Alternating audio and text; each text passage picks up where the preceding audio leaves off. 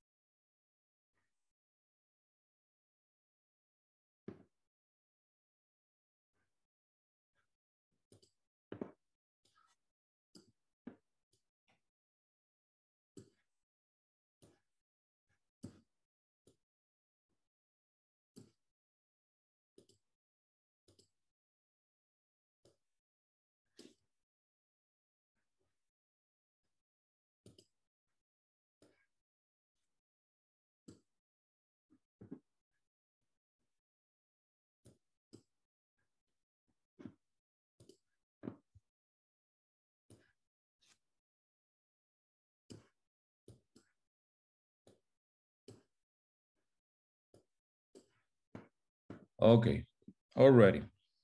All right, very good. So my presentation in this afternoon is going to be about music technology for students with disability 102. It's the level 2 of music technology for today.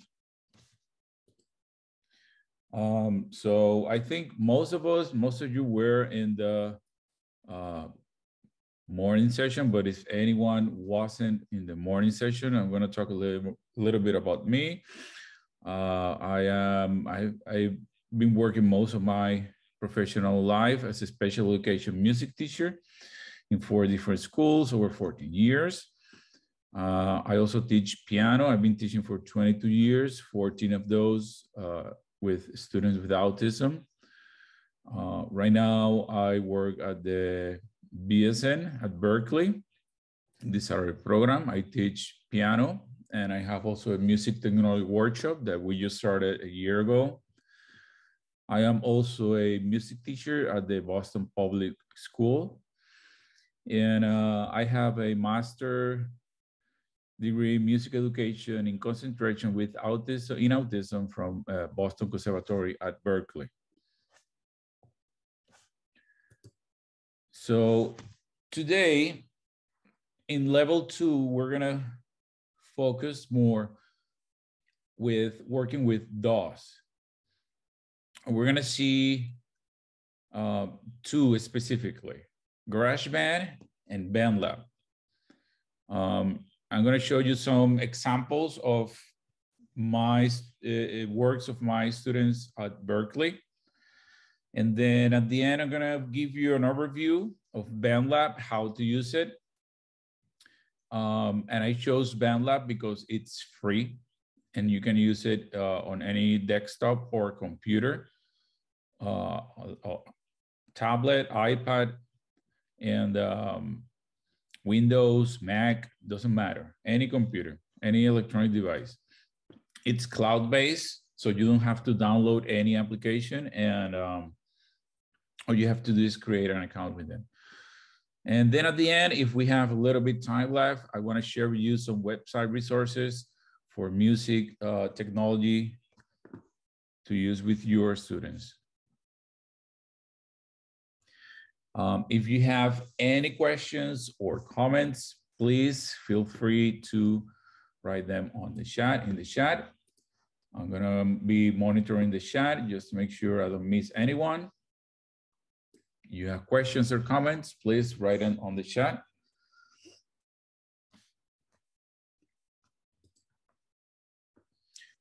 All right, so in the morning, we talk a little bit about music technology and what it is, what it encompasses.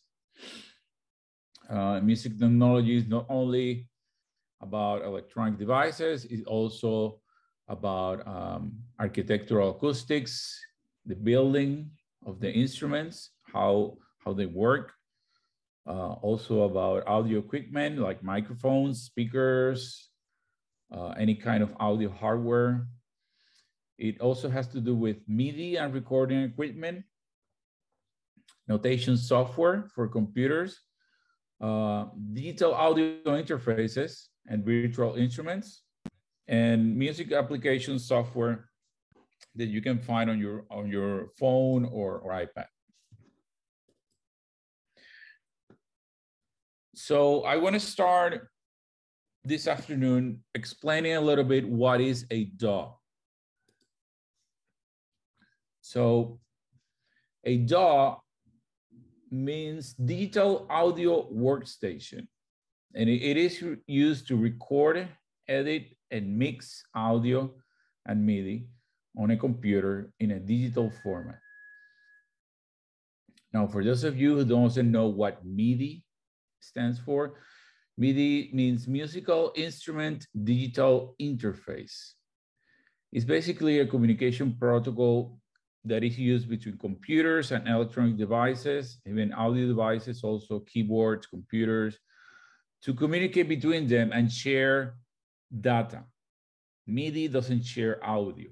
MIDI shares data. It's basically almost like a programming language in music, so that all devices can communicate between them, for example, to synchronize the tempo between all the devices, to transfer MIDI files. It could be a recording of a virtual instrument in data format and share that between devices.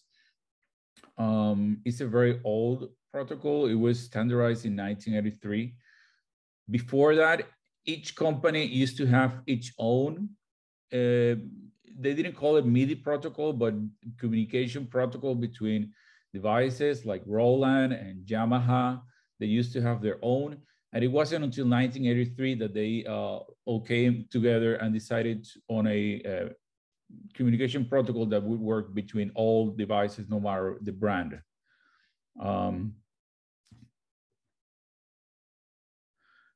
Today, we're going to be working more with audio, specifically with loops in digital audio workstations.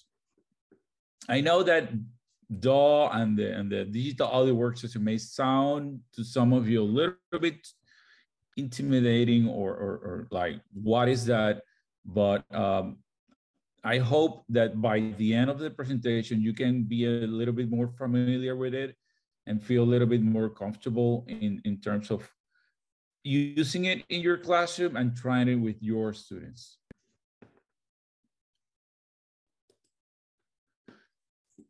So if you want, I would like to know who have some experience working with DAWs. Here is a list of the most popular ones, the ones that are used the most. I just like to do like a quick survey on the chat. You can just tell me yes or no if you have some experience or you know how to use any kind of DAW. Doesn't have to be Garageband or Bandlab. It could be anyone, any kind of DAW. Okay, good.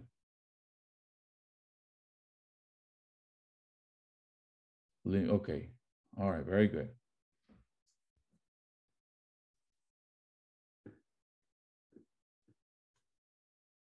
Yeah, Audacity, yeah. Groove Pizza, yeah, Chrome.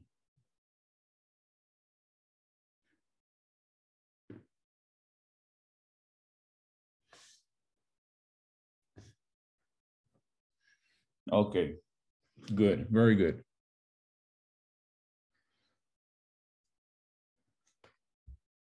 All right, so this list is the list of, as far as I know, the most common DAWs that musicians, producers, engineers use to record music. Like I said, we're going to use GarageBand and Bandlab because both of them are free. GarageBand is only, you only use GarageBand on Apple devices like the desktop or laptops, iPads, and even iPhones. You can use the GarageBand with those. Logic Pro X is the professional DAW from Apple. That one you have to pay. It's around $200. Bandlab, it's, like I said, it's free. That's the one we're going to be discussing today. I'm explaining a little bit about it. Pro Tools is like the industry standard. That's the one that almost every recording studio uses. Every professional recording studio uses Pro Tools. Ableton Live, it's used, in general, it's used a little bit more for electronic music. And then you have the others, Fruity Loops, Audacity, Cubase. I don't know why Cubase is used more with classical musicians. I have seen a lot of classical producers and musicians using Cubase. I'm not sure why. There's also Digital Performance and Reason.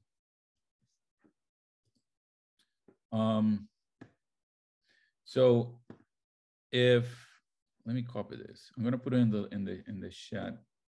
So if you wanna later, if you wanna learn a little bit more in detail about each one of this page have a list of most of those DAWs and an explanation. I think they have the pros and the cons of each one.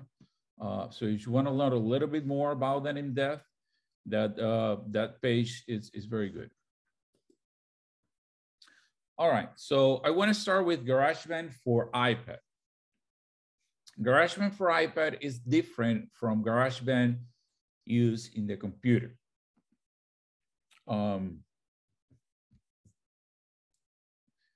GarageBand for iPad, I would say it's more accessible.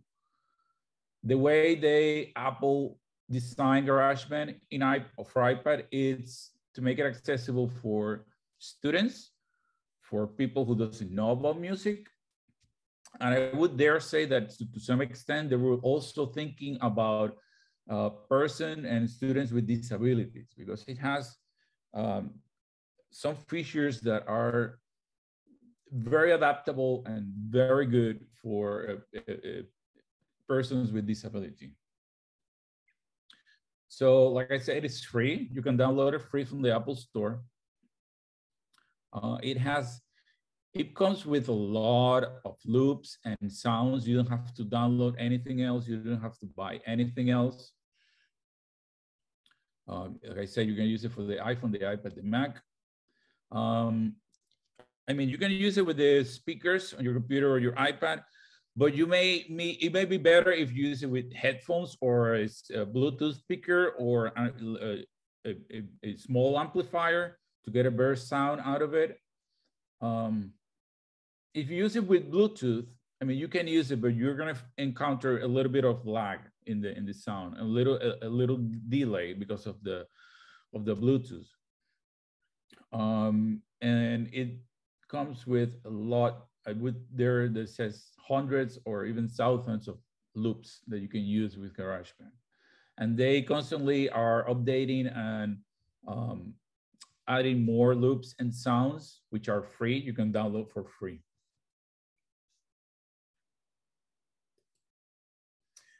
So I'm gonna give you first an overview of some of the instruments that GarageBand have. Then I'm gonna try something I haven't tried before. I'm gonna try to do a live demo of GarageBand I hope it goes right with my iPhone. I'm going to use my iPhone as a camera with the iPad. So let's hope that everything goes well with that. All right, so guitar. This is one way you can play the guitar in GarageBand. Bass, strings, piano. This is one of the adaptations that we can do in GarageBand. I'm going to talk about that. This is the sequencer for the drums. I'm gonna try to do a demo about that also. So, for example, one way I would use this with my students. Some of my students were working with patterns, copying patterns, and that kind of thing. So, what I would do is make some drum patterns on my computer, right? Or on the iPad, take a screenshot and then put them into a document. I would print that document and then I would show it to the students. So they would copy the pattern here onto a sequencer on the iPad. That way I was helping the classroom teacher work with skills that they were developing, and also it's a way of them learning how to make drum patterns on the iPad. And then I use several different genres for rock, funk. I think I use also Latin music like reggaeton, hip hop. I think it was hip hop also. So I use different patterns. So they would build that. They would do it independently if they can. If they not, I would help them, or the paraprofessional would help them with that. But this is one of the way I was using GarageBand for iPad with my students, specifically with the drum sequencer. Okay. So give me 1 second, everyone. I'm going to try to, let's see if I can make this work.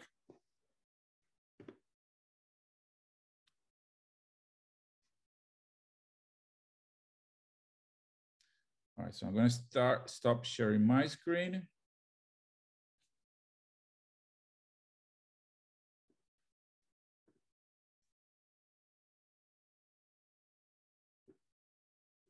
And I guess I have to unmute myself.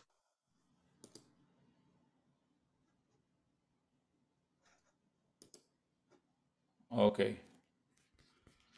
Let's see.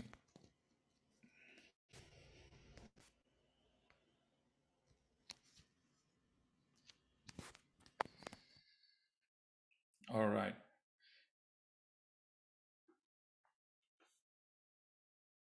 Okay. Check. Can anyone let me know in the chat if you can hear me?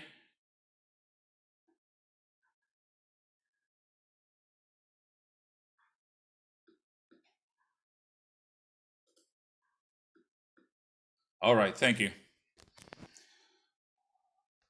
All right, can you let me know if you can see the video clearly?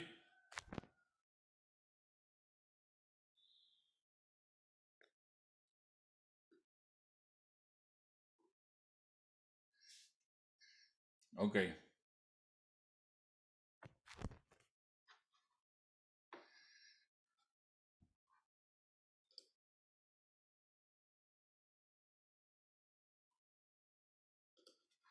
Okay, I see. All right, because I'm not sharing my screen on my phone, you're gonna have to change the view on your Zoom meeting. So you can see speaker.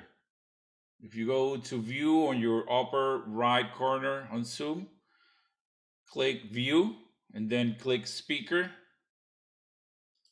And then you're gonna be able to see my window bigger. Okay. So this is my iPad. I'm gonna start from the beginning. I'm gonna create a new song. I'm gonna start with guitar, and I'm gonna select this one, the one that says Smart Guitar. Right here,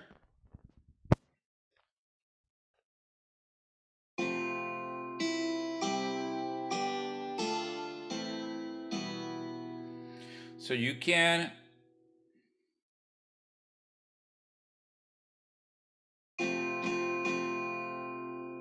all right, so you can play the guitar in different ways. For example, you can just click here, touch the letter,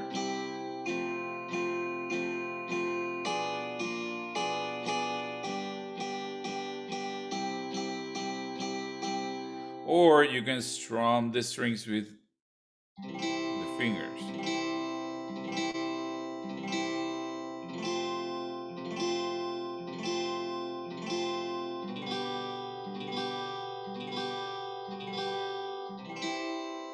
You can strum up or down.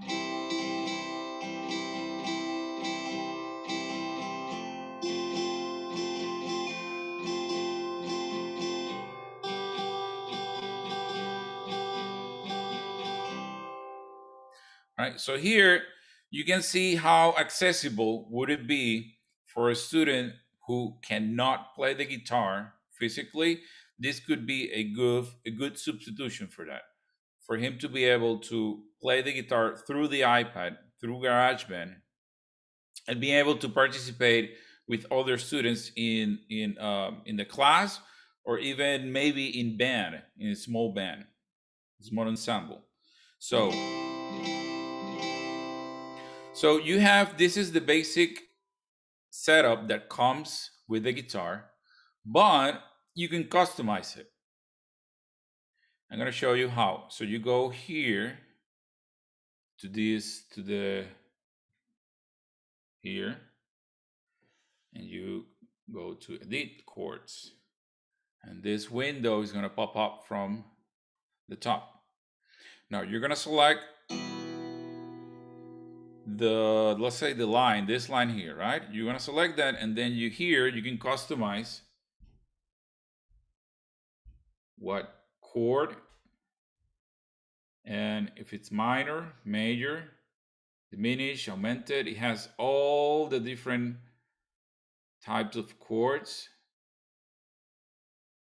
You can even add tensions, and sevenths, and ninth, 11th. And this is the bass. You can even add the note you want on the bass of the chord. So for now, what I'm going to show you is that it worked very well with most of my students, a lot of my students, to simplify this, because this may be too much information for some students. This could be too much to decipher. Where is C, where is F, where is G? It may be too confusing or distracting. So I'm going to show you how to simplify this. So all you have to do is click the line, let's say, that you want to edit, and just slide down until none. And now you can see that this is empty.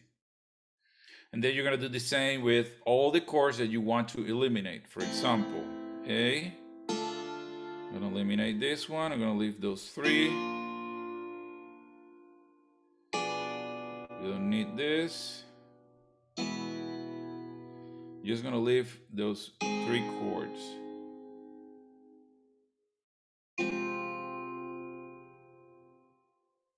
And the last one. All right, so now you can see that I only have three chords. So just click done, and there it is. Now it looks a little bit more clean, less distraction, and they still work. Now, what if, let's say, for example, that they are too close to each other for a student to be able to accurately play this line, and they may end up playing the C instead of G. They may end up playing C and G and going like this because they're not that accurate, right? They don't have that much control playing like this, so you need to space them. So let's go back here. Then all we need to do is change the chords and space them. I'm gonna put here C, I'm gonna leave F over there, and G. Now there's more space. There's less room for error this way. Oh, sorry.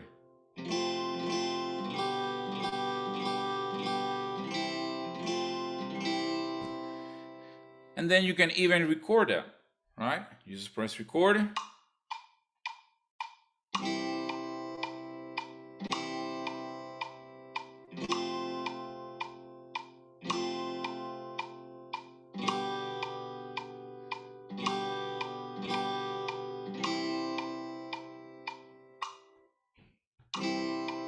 Play, and there it is.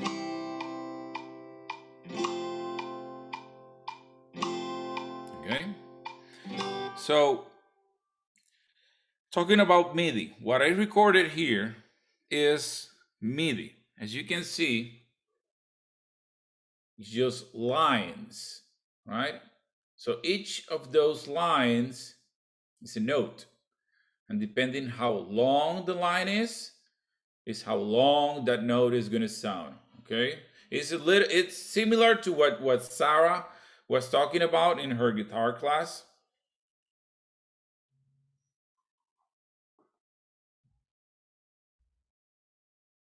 Sorry, how can you take the beats from recording? How can you take the beats from the recording? What do you mean by beats from the recording? Ronnie. If you can mute your microphone if you wanna keep writing on the chat. So I found it that it's wonderful to hear the beat while the kids play, but when I record it, I want to hear only the guitar without the ding, ding, ding. Ah, the metronome. You mean the metronome? Yes. Okay. Yes. Right here. There it is. Thank you. That's where you turn it on and off. Okay. Thank you so much. All right. And if you go, so let me take this. I'm hearing myself twice. So if you go to the gear here, you're gonna have your tempo signature, key signature for your metronome. Okay, here is where you can tap the tempo or change the metronome here. And then you can also the metronome, the count in. Here's also all the, you can change the sound of the metronome, click, hi-hat, the level of the metronome. If you want the count in or not, before starting to record, if you want to count in or not. And the visual count in.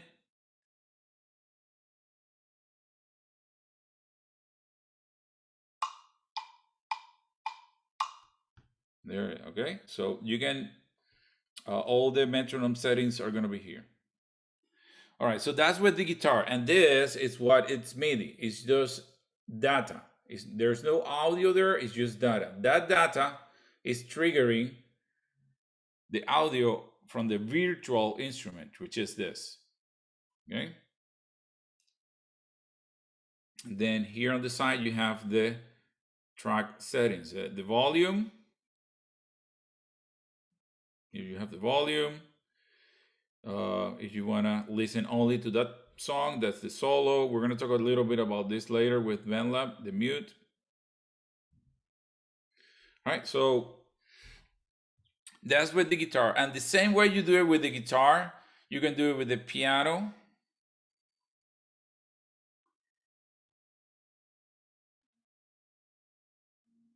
The piano also has the smart piano.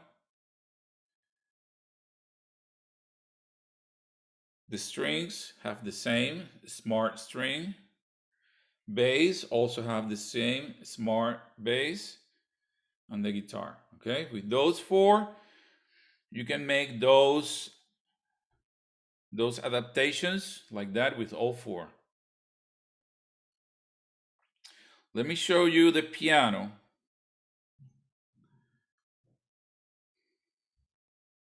So I already did the adaptation here. It's a C, F, and G. And the cool thing about what they did with the piano is that you have the inversions. So if you start here, you see that you have three that are gray here. That's the bass.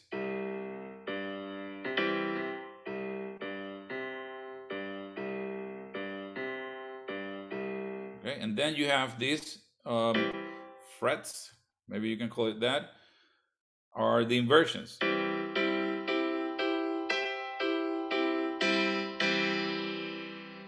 So you can play with inversions.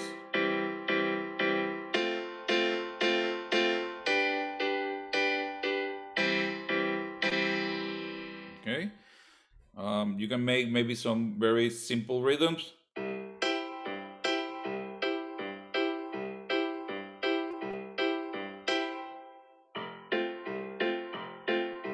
I'm doing it with one hand because I'm holding the camera with the other, but you can do it with both hands.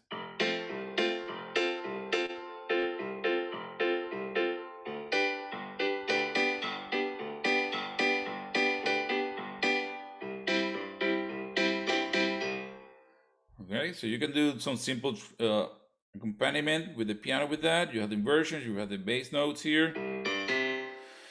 And also same way, you go to here, edit chords.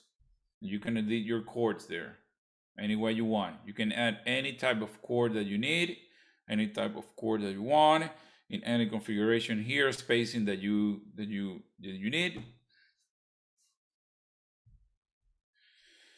So this is the sound library.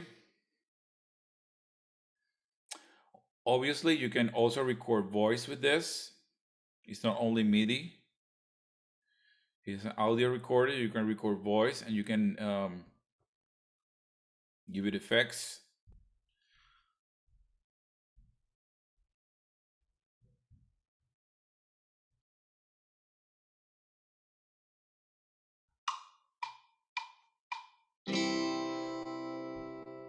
Check, 1, 2, check, check.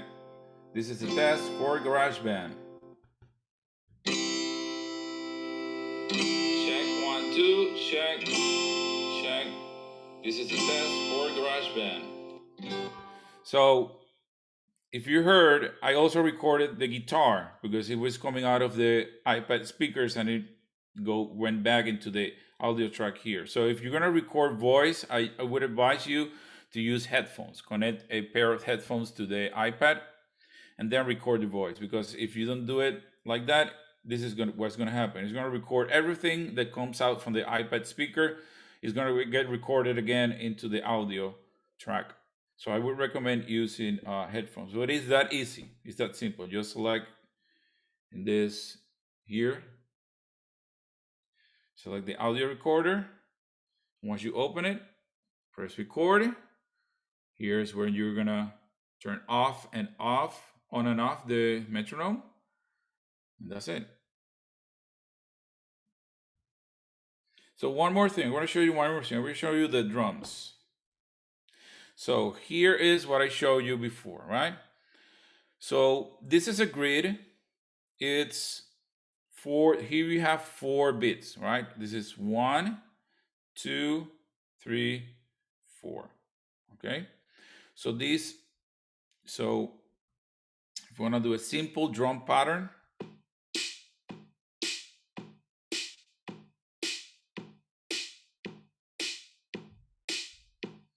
okay. Want to add some hi-hats.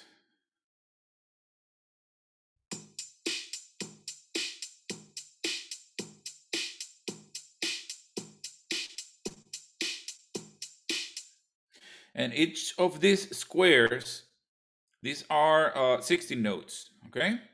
These are 60 notes, what you have here. So if I fill all the squares, you're gonna hear 60 notes on the hi-hat.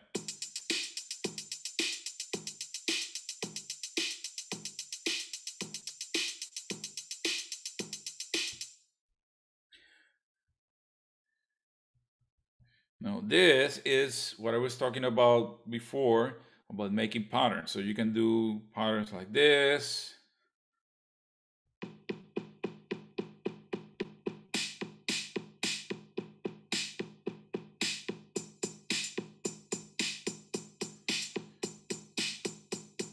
And they can edit it in real time.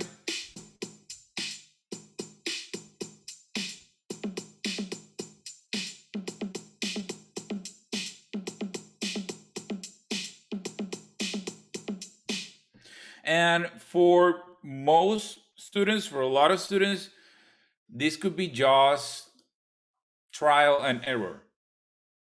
And it's fine. They're just experimenting. They have the beats, they have the subdivision, right? And this also could be a good gateway to start explaining the beat, the subdivision, the value of all the rhythmic figures, and just experimenting. I have heard some very good rhythms and some very good, interesting things come out of this sequencer here from kids by just experimenting. Because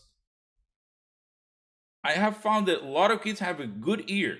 It's just that the challenge for them is to express it's in language, right? Like express what they hear in their minds, what they want to do with in music.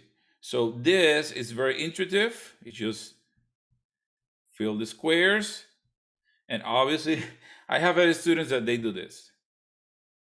They just go like this. They just go like this. Fill everything. Fill everything.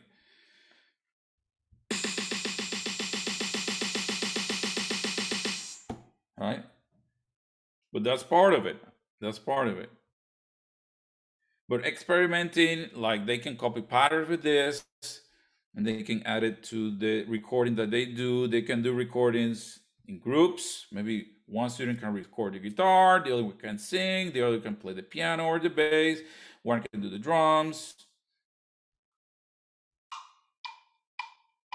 Check, 1, 2, check, check. This is the test for GarageBand. There it is. Check, 1, 2, check, check. This is the test for GarageBand. All right, so that's the basic functionality of GarageBand and some of the things that you can do with it. Like I said in the morning's session, you can connect through MIDI, through Bluetooth and MIDI. Most of the devices that you saw this morning in level 1, the Skoog, the Orba, the ODD, where's the other one? The keyboard. Most of them you can connect it via MIDI, Bluetooth to GarageBand and use them here. That would give you even more accessibility to your students because they're having more different ways on which to interact with the application and to play the instruments and record. They don't have to do it necessarily here in the application. They can do it with the external devices connected to GarageBand and record with that. Also have some world music. It's mostly from Asia, instruments from Asia. And basically that's GarageBand. So I'm gonna turn off this. One second, everyone.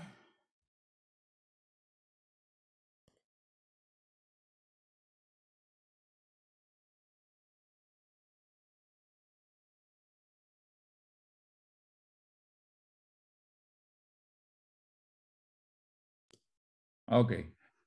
All right. So that was GarageBand. That's one of the ways I use them with my students. You can also do a iPad ensemble. If you have several iPads, you can give each student one iPad, and one student can play the bass, and the other the strings, guitar. The other one can play drums, and make an iPad ensemble. At Berkeley, at the BSN, we have an iPad ensemble with students, and it sounds good. It's very interesting. All right, let me share my screen again. Here we go. Okay, so let's go. We have 40 minutes left. Okay, so let me go ahead. Digital audio workstations. Now I'm going to talk a little bit about GarageBand for the desktop and GarageBand for, and Bandlab. So like I said already, it's free. You can download it in any Apple device. You can compose with loops and MIDI. One of the good things that GarageBand and Bandlab have is that the software automatically transposes the loop to the project tonality. And this is a super, super good functionality, because the students do not have to worry about if the loop is in the right tonality of the project, if this loop goes well with this loop, if they sound good. They don't have to worry about that. The software does all the work for them. So I'm not gonna give you a rundown of GarageBand. I'm gonna do it with Bandlab, but both of them share a very, very similar user interface. So if you know how to use Bandlab, you're gonna know how to use GarageBand. You're gonna have a very good idea how to use GarageBand, because you're gonna see that the layout is basically the same. You're gonna find your tracks here, the settings for the controls for the track. Each track goes like this. So here you have the beat, you have the bass, you have the lead, an analog click, a synthesizer here, etc. The guitar, some claps here. Then you have your main controllers on the top, just like you saw on GarageBand on iPad.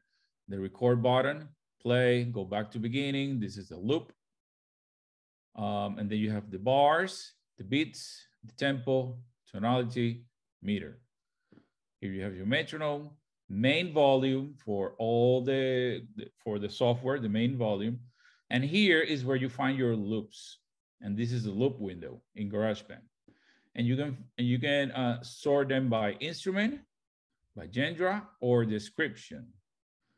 And here is where you browse the loops. And all you have to do is click, drag, and drop into the track, okay?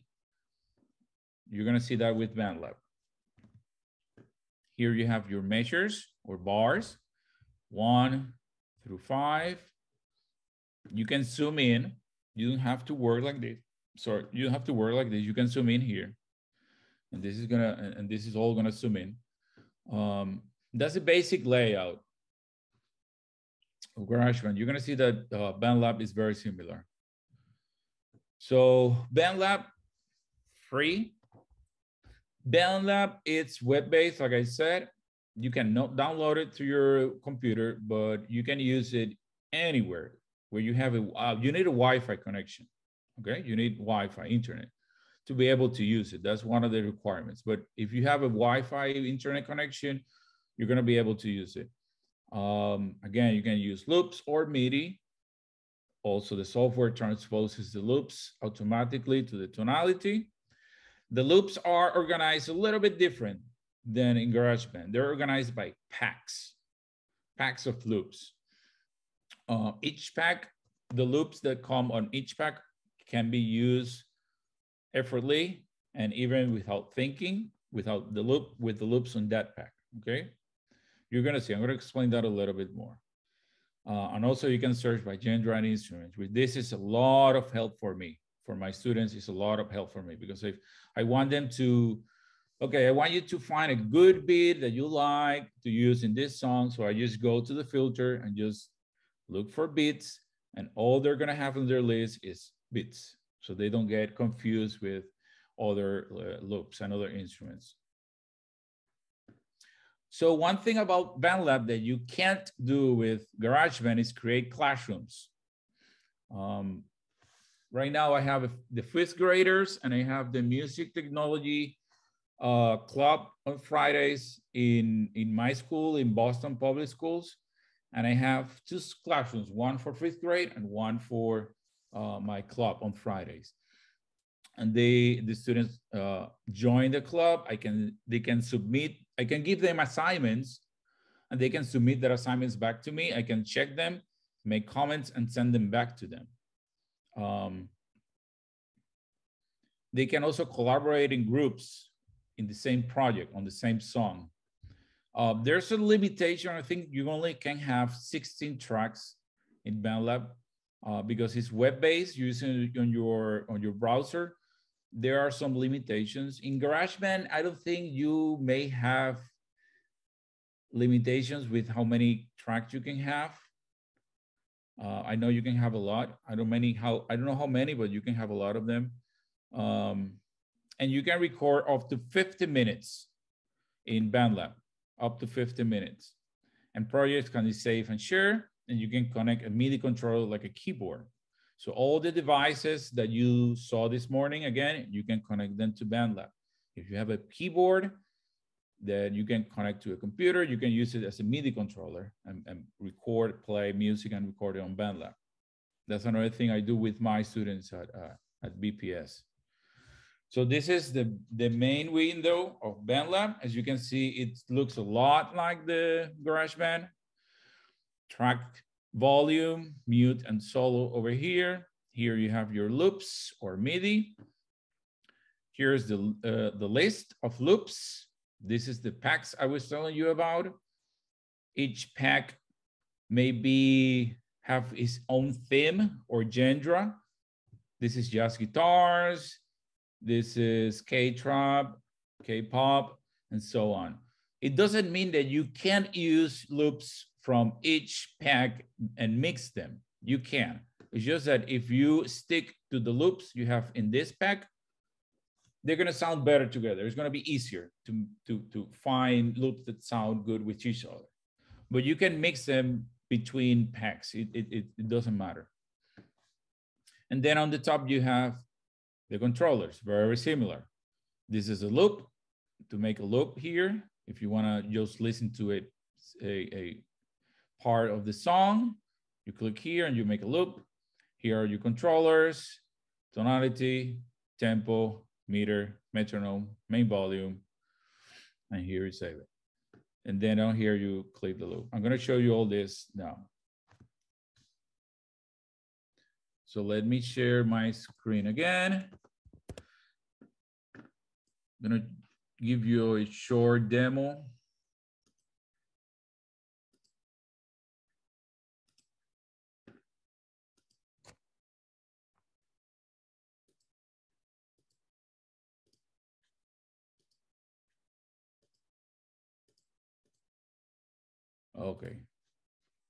Okay, here it is. So you have two Bandlabs, two different kinds of Bandlab. Bandlab for education and Bandlab for individual use, like you're a musician or a producer or a regular person. You create an account for Bandlab that is for personal use. And then there's another type of Bandlab that is for education. And in that Bandlab for education is where you can do the classrooms. In the individual Bandlab account, you cannot do that. It's in the Bandlab for education. And when you go to the website, or you can look it up on Google like that, Bandlab education is going to take you to the site of Bandlab for education.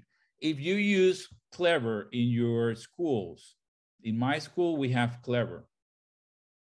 I access Bandlab through Clever, and it automatically logs me in with my school account and everything. If you don't, you may have to go to the Bandlab website and do it manually over there. Okay. here is Bandlab. I'm gonna start, and I'm gonna do this randomly, just to show you that there's a lot, my students do a lot of trial and error. And they just drop things in there, and I only give them 2 instructions. And I'm talking for typical students, and mostly, although not all, that's not the case always, low support students with disabilities, right? And these instructions apply for most of them. I say to them, okay, so you need to do sections in the song. The sections of the song need to be 4, 8, or 16 measures or bars, right? They need to know what bars are, or I can explain it to them, but they need to be 4, 8, or 16. They cannot be 3, they cannot be 2.5. They need to be 4, 8, 16, just to simplify things.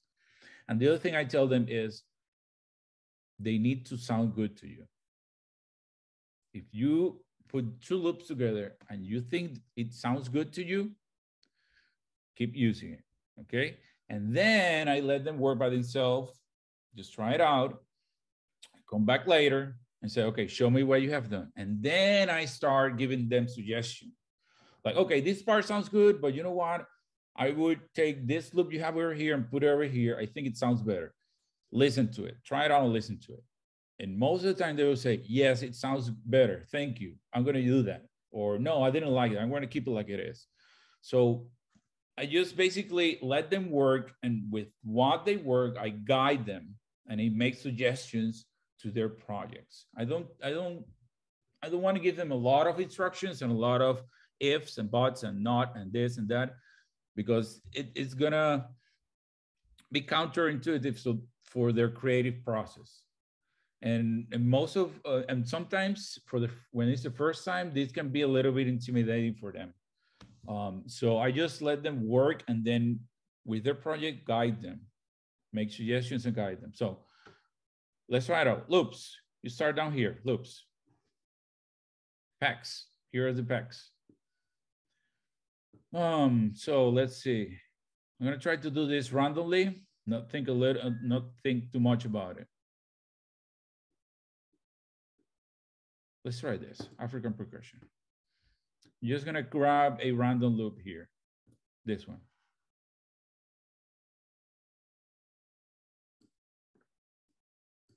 All right, and this one. And it's gonna be a lot of percussion here, but this one. Okay, just randomly. Let's see how it works, how it sounds.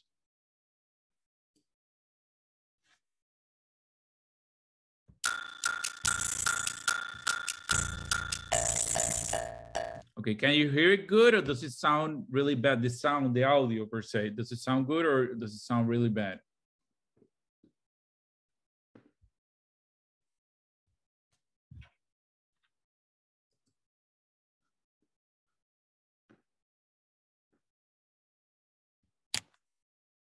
Try without this. Okay. Okay, yeah. Let's try this. Let's see if we like this sounds better. Okay, let's try now.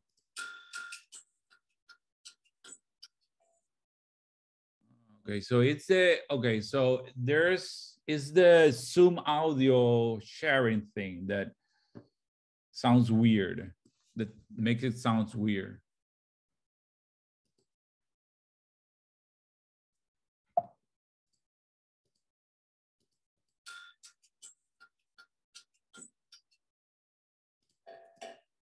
Okay, so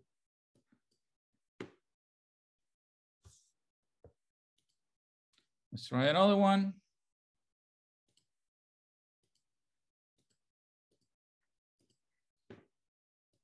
Voice, close this. All right, let's try loops, beats. So this is what I sometimes at the beginning I would do. I would go to loops,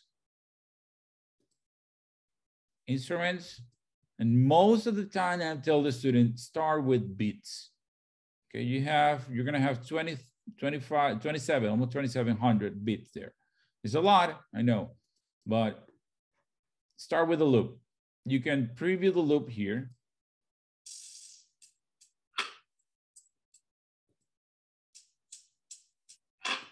All you have to do is see if we can find a good one.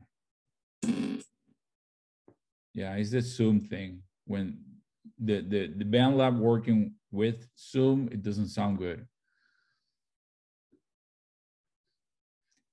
So let's say, for example, I'm just gonna do it without audio. There's a kick.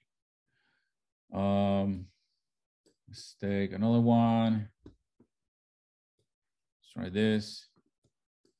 Okay, then I will go to bass. Then you have a lot of bass here.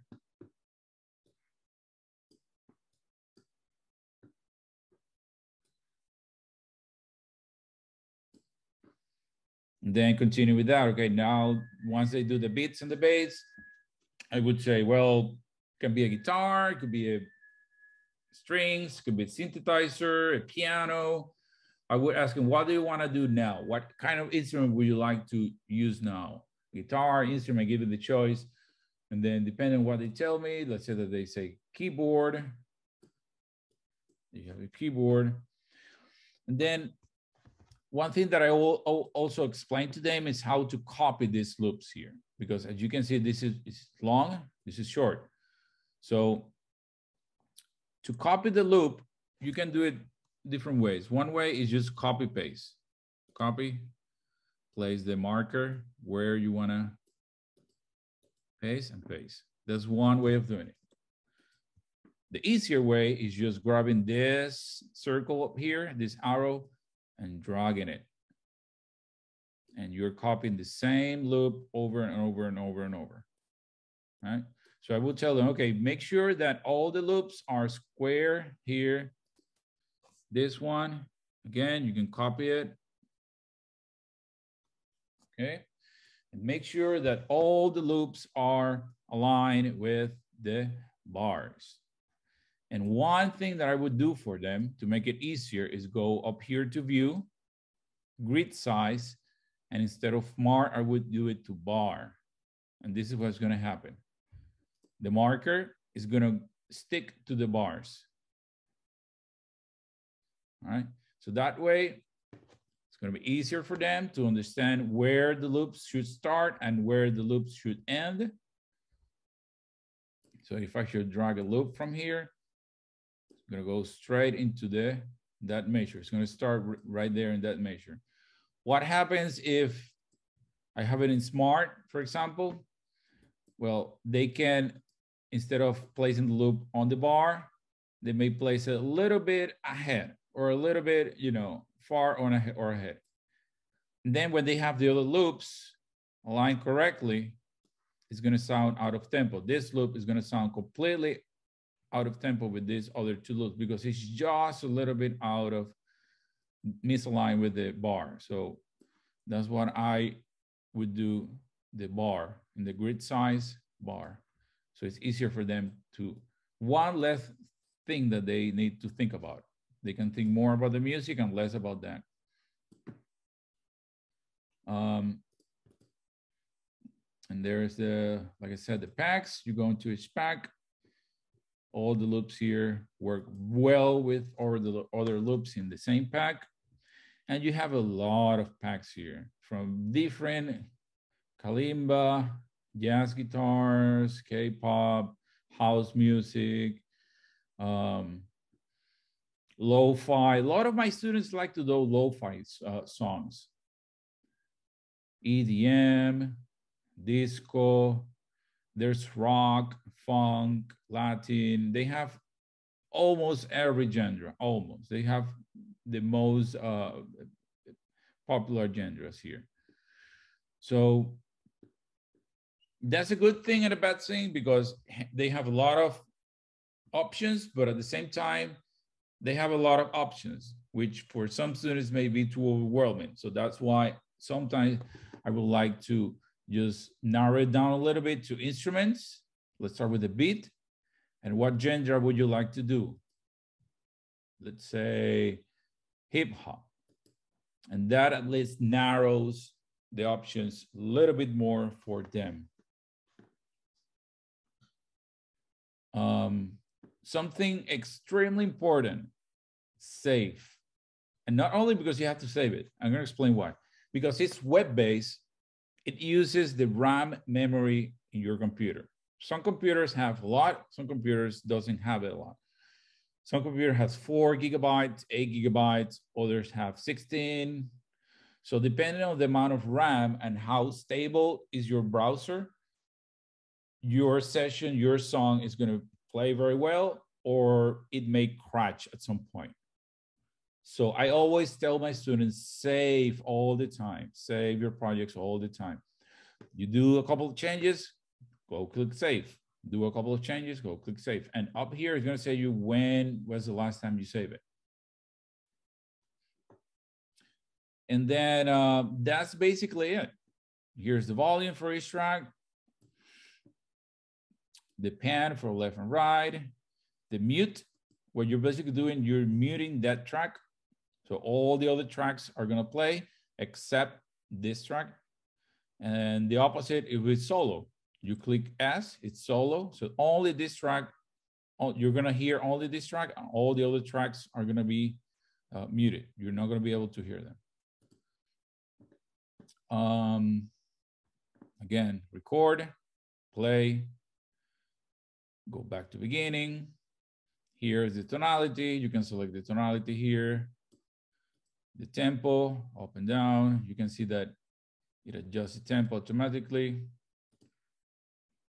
Meter, and here are the metronome settings. And this is the main volume for the whole project. Now, before we end, don't save. I want to show you the classroom. So this is my library. And here, this is the projects for my 5th graders.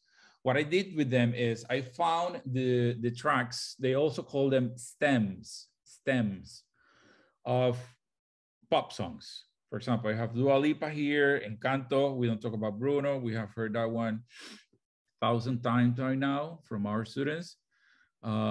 Happy, Post Malone, Sunflower, Sia, Katy Perry, BTS. So I found the isolated voice track of those songs.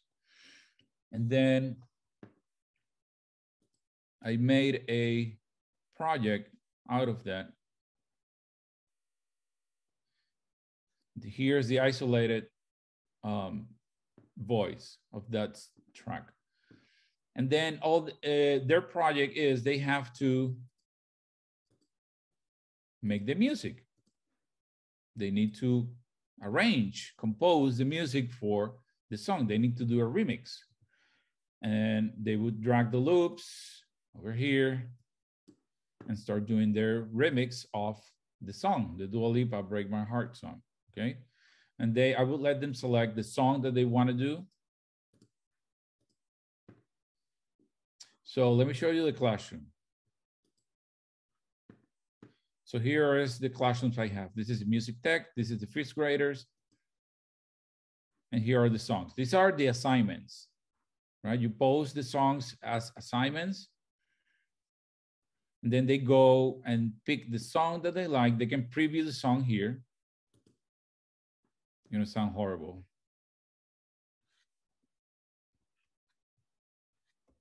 It might seem crazy what I'm about to say. Okay. So you see, it's just a voice for the track. And use that to do a remix. And they select the track. They select the song. Here you add the assignments.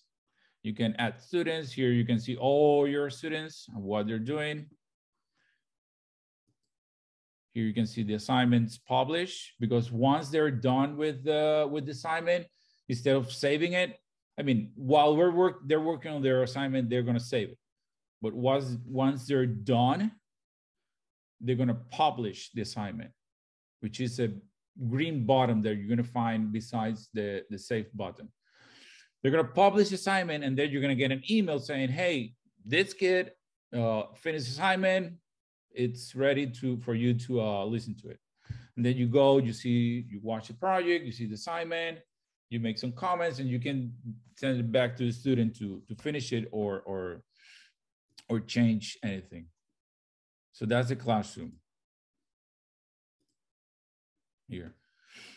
To join the class, they need a code. Let me see how okay, there it is. So if they're gonna join your classroom, they need to click on their Bandlab account, join class. And you are gonna have a code for each one of your classrooms. Bandlab is gonna give you that code. And they need to enter that code here to be able to join your class, that class specifically, okay? So no one else can join the class. They need the code to join the class that you need, that you did. Basically that's Bandlab, an overview, a quick overview of Bandlab and the things you can do with it.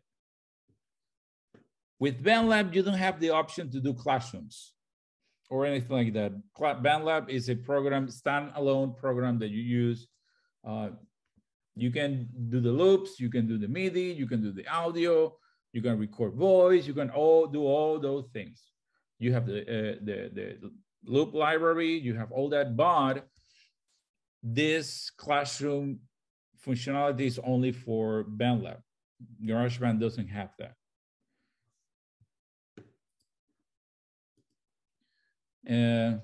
So that's basically Bandlab and Garageband. Now, before we finish,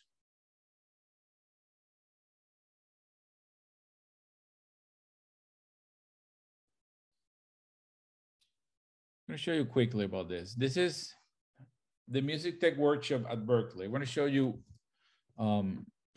what we're doing with one of the students. So the students we have right now are between 16, 20 years old, low support students. They work mostly independently. So again, what we do is guide them, make suggestions, bring projects so they can work on it. If we want them to work in a specific skill with the software, we try to work with the students' interest in what they're interested in and the genres that they like. We're using Garageband in Berkeley. At Berkeley, in the Music Tech at Berkeley, we use Garageband. So this student, we're gonna call him Mr. C. And he knows several languages, like 6. His perfect pitch, photographic memory. The things that he likes are Japanese culture, train stations, Mario Brothers, and numbers. He has a basic comprehension of music theory. And if he's gonna do something, he's gonna work on something, it has to be some meaning to him. He's not gonna do something because you just tell him. It needs to have some meaning for him. And he prefers numbers instead of music notes. He prefers to see music in numbers. So what I did was I created, let me share this big. So I created this, sorry. Okay, so I created this table, this grid, numbers and letters. So A, H, O, and W, it's 1, and so on, 2, 3, 4, 5. So I said, okay, I did this example with my name. So I'm gonna use my name. You can select, the student can select any name he wants. So my name, here it is. So I'm gonna change the letters for numbers. So T is, where is T? T, number 6, 6. O, it's 1. M, it's 6, and so on. And then we're gonna use those numbers I mean, you can use it different ways, but the way we use it was as scale degrees. This is the 6, the 1, 6, 1, 5, 6, 1, the 4th, the 3rd, the 7th, the 5th, the 4th. And we use those. And we use those as scale degrees. You can use it at intervals. You can pick a starting note, let's say C, and then use this as an interval. So you start on C, and the next note it's A. 1, you can use it at C again, right? Again, A, C, G, A, C, F, E, B, G, F. And with that, you have your melody. You have the layout, the basic structure of the melody. Now you need to, after that, you need to decide the rhythm. You're gonna assign each note, the rhythmic figure and all that. You can change the notes. If you don't like how it sounds, you can change the note a little bit, but at least it's a good starting point. They can select the name. He selected the name of I think it was a friend. So it had some meaning for him. And this is the song he ended up doing. I hope, I'm gonna try to play it. I hope you can hear it. Let's see.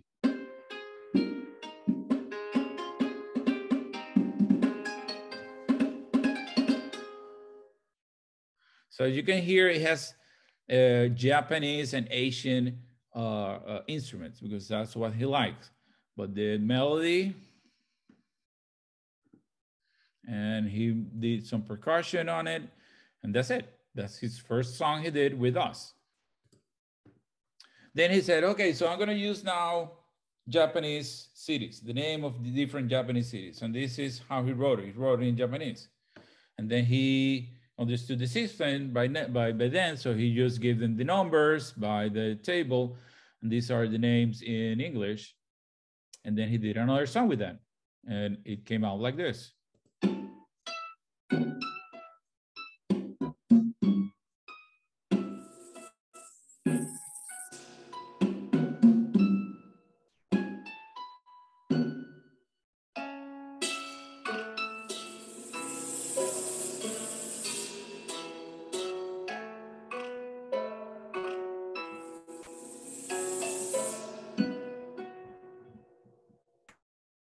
And that's his second song with us. So right now he's working with train stations in the Tokyo subway.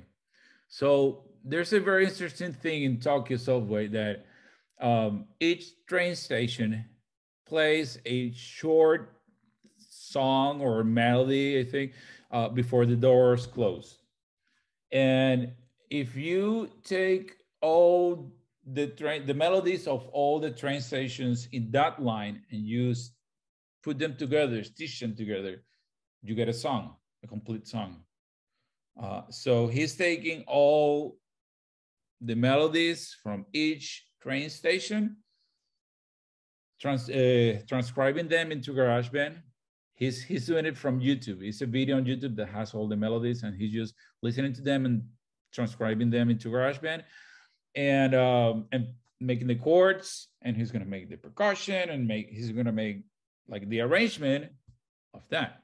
Again, we're working with what he likes to teach him skills on how to use GarageBand, other things with GarageBand. Last Saturday, I taught him how to label sections in GarageBand, the sections of the song, how to label each section. So I told him, hey, you can do it instead of just going back and forth through GarageBand looking for the song, the little piece that you were looking for. You can just label them up here. Look, I'm going to show you how. And he just started laughing and laughing and laughing and laughing. For a moment, I thought he was angry. I said, you're telling me that after all this time, I've been doing like this, I could do it this easily? Why did you just tell me before? And he just starts laughing. So that's how it goes. We have a lot of fun with them. We have 6, and the other ones, they're all different levels using GarageBand. One is starting. There's another one that likes to do podcasts, and I got him. That's all he did. So now I got him to do remix arrangement, just like I'm doing in BPS. I got him to do the same things. So he's doing that. He's collaborating with Mr. C.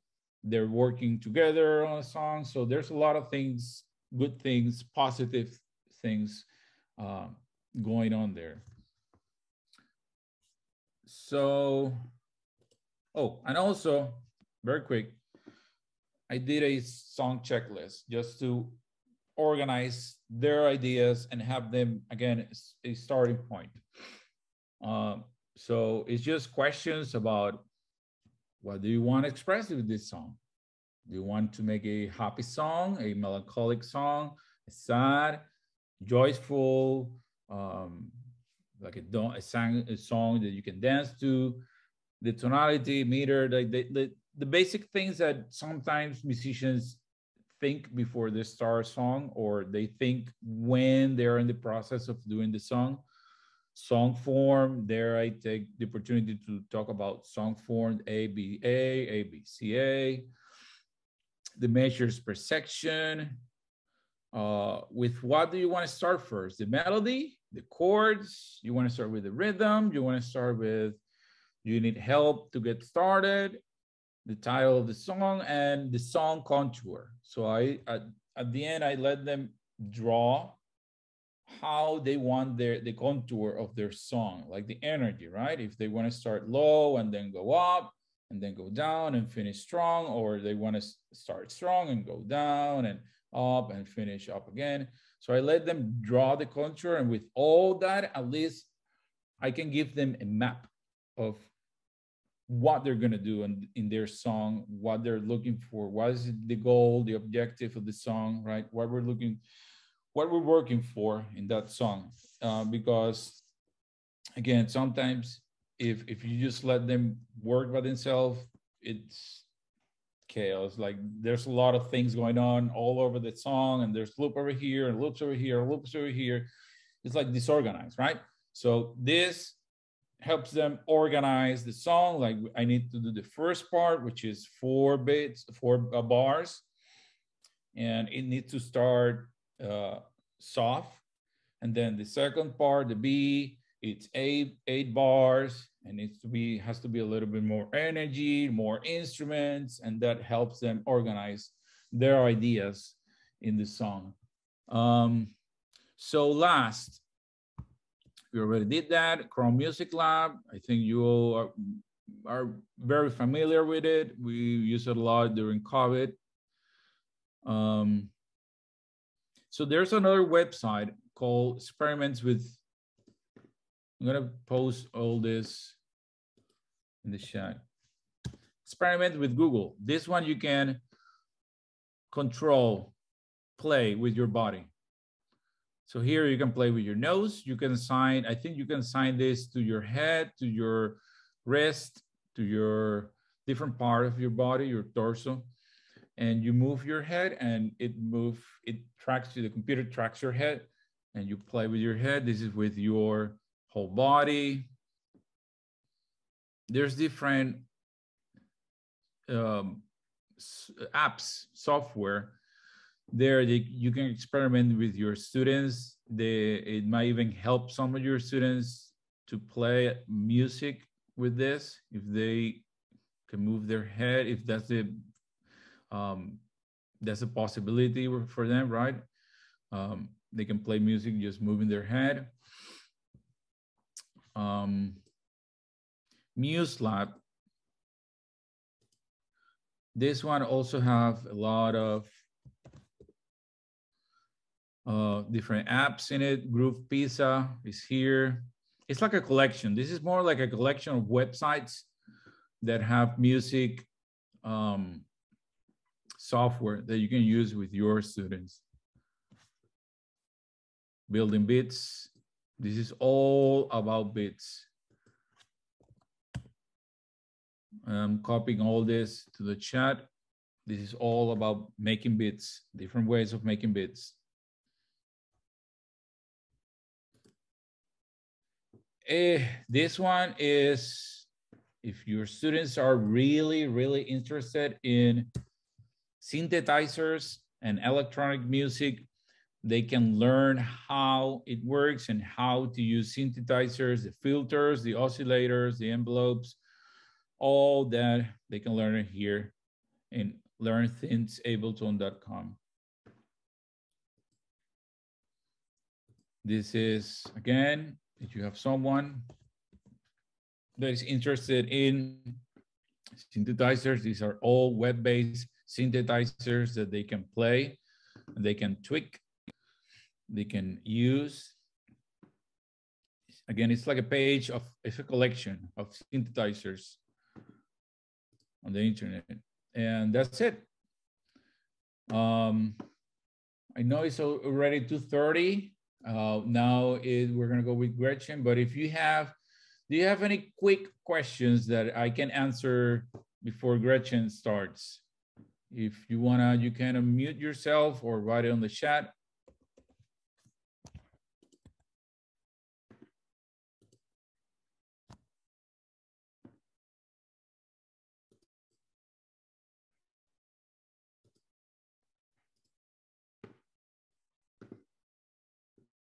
Oops. If you have, this is all gonna be recorded. So you can watch the video again if you wanna review any part of what I just said today. My email, again, let me copy my email. It's on the chat. There it is. You can email me. You have any questions or doubts, or you want to know anything about what I just presented during the morning or now in the afternoon session. I hope you find this information and all these resources useful for you. I spent years collecting all this and learning about this. I hope that it's you can enjoy it, share it with your students, share it with other music teachers, and use it, because technology is here to stay. There's no way around it. Our students, they understand anything better through technology. That's their life right now, technology. So thank you everyone for your attention. Be part of the presentation in the morning and the afternoon. Now we're gonna go with Gretchen. It's her turn for her presentation about drum and percussion, I think. Gretchen, how are you, Gretchen? Good, how are you? Good. I'm gonna make you host so you can share everything. Once you're done with your presentation, make me host again so I can stop the recording.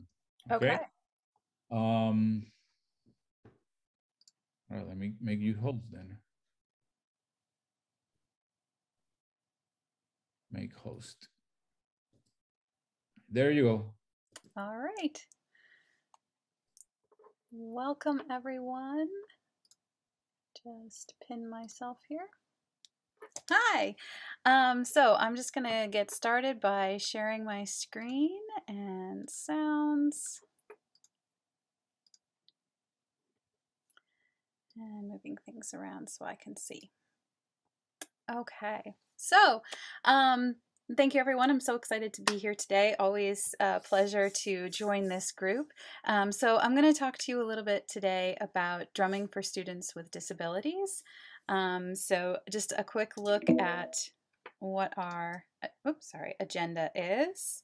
So I'll just give you a little bit of background on myself. I'm going to talk about drum notation, and then I'm going to also talk about a drumming program called CSI Drumming.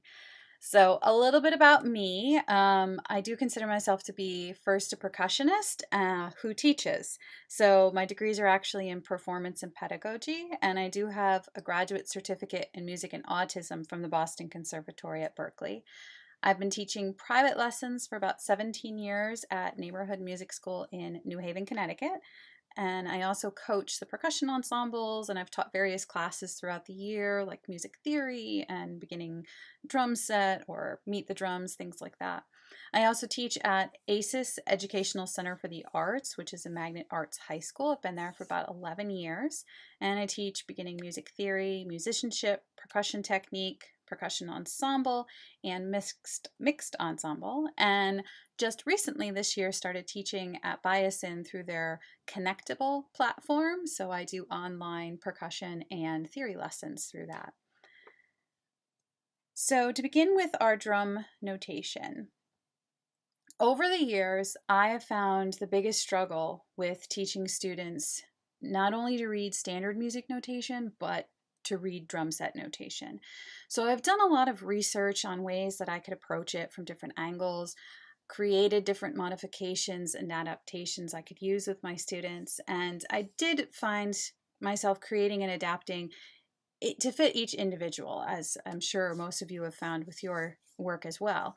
So I wanted to just share with you some of the things that I have discovered. So first and foremost is decoding. And so many of the students that we teach do have trouble with decoding, and you may have seen that on their 504s or IEPs. Usually it's in reference to reading. So, decoding is the process of translating print into speech. So we're rapidly matching a letter or the combination of letters to their sounds, and then recognizing the pattern that make the syllables and words. And there's many wonderful aids out there to help students learn to read, to learn to decode, because it's important. It's the foundation on which all of their reading instruction builds. So if students cannot decode their words, their reading lacks fluency, their vocabulary is limited, and reading comprehension suffers. So now think of it this way. Look at the notes on the page. Associate the pictured notes with their names, the sound and the length, the pitch. Now hold that in your mind and then blend it together with what else is in the measure to determine what this music is going to sound like. What strategies do we have in place for helping students who have trouble decoding do this with music? So it can be challenging with a private student, and it's much harder, of course, with a class of mixed learners.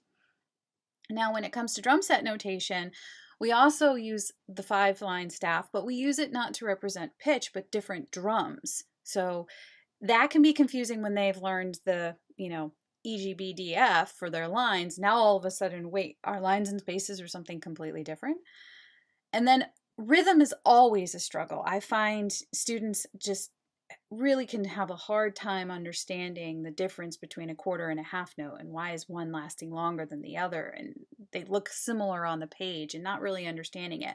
But then you put them on a drum set where when you play a quarter note and you play a half note, the sound's going to sustain exactly the same amount. So how can we really truly understand that difference between those two notes? But if I hit a cymbal, the cymbal's going to ring and that's going to sustain. So it can be very, very challenging for them. So I've done a lot of research, and through that research, I began presenting in some of Dr. Bernard's classes to the graduate students in the music education program at the Boston Conservatory at Berkeley. And it was actually at that time that I connected with one of the current students, Hadley Lloyd, and she's a fellow drummer, so we hit it off right away. And then she later contacted me with an idea she had to write a beginner drum set book. So I, of course, jumped at the chance and said yes. And so I want to share a little bit of this book idea that we have been working on over the past year. Hadley would have been here with me today, but she is currently at graduation. So I'm going to just introduce her so that you know a little bit about her as well, because this is very much a collaboration and joint program. So as she said, she's graduating right now with her master's in music education with an autism concentration from the Boston Conservatory at Berkeley. But she's also a UConn graduate, where she got a bachelor's in speech, language, and hearing sciences and a minor in human development and family studies. And she also teaches at the Berklee Institute for Arts, Education, and Special Needs. She does drum set and she does the rock band as well. And she also teaches at the Conservatory at Highlands and the Plugged In band program in Needham, Mass. So the two of us got together and we first started discussing why we wanted to do a book like this. And we found that through our combined experiences teaching, we observed how much adaptation is needed for students learning drum set with special needs and how much we were doing individually to meet those needs. Also, the big thing is there currently is not a single published drum set book available today that is adapted for special learners. Not one. So we both felt a book like this should exist, not only for students, but for the instructors who need help adapting this material, who might not have the background to do that on their own. We also know there's no one single book that can be perfect for every single learner as hard as we try. So we do consider this book just to be a stepping stone. So we wanted to create a book that was going to be available for as many different types of learners as we could possibly do. So of course we kept in mind and focused on UDL, Universal Design for Learning. So this is the cover of our book one, and the purpose of the book is, and this is right in our front cover, I'm going to read it for you the way we wrote it. So the purpose of the book is to introduce drum set notation in a way that's accessible to as many learning styles as possible.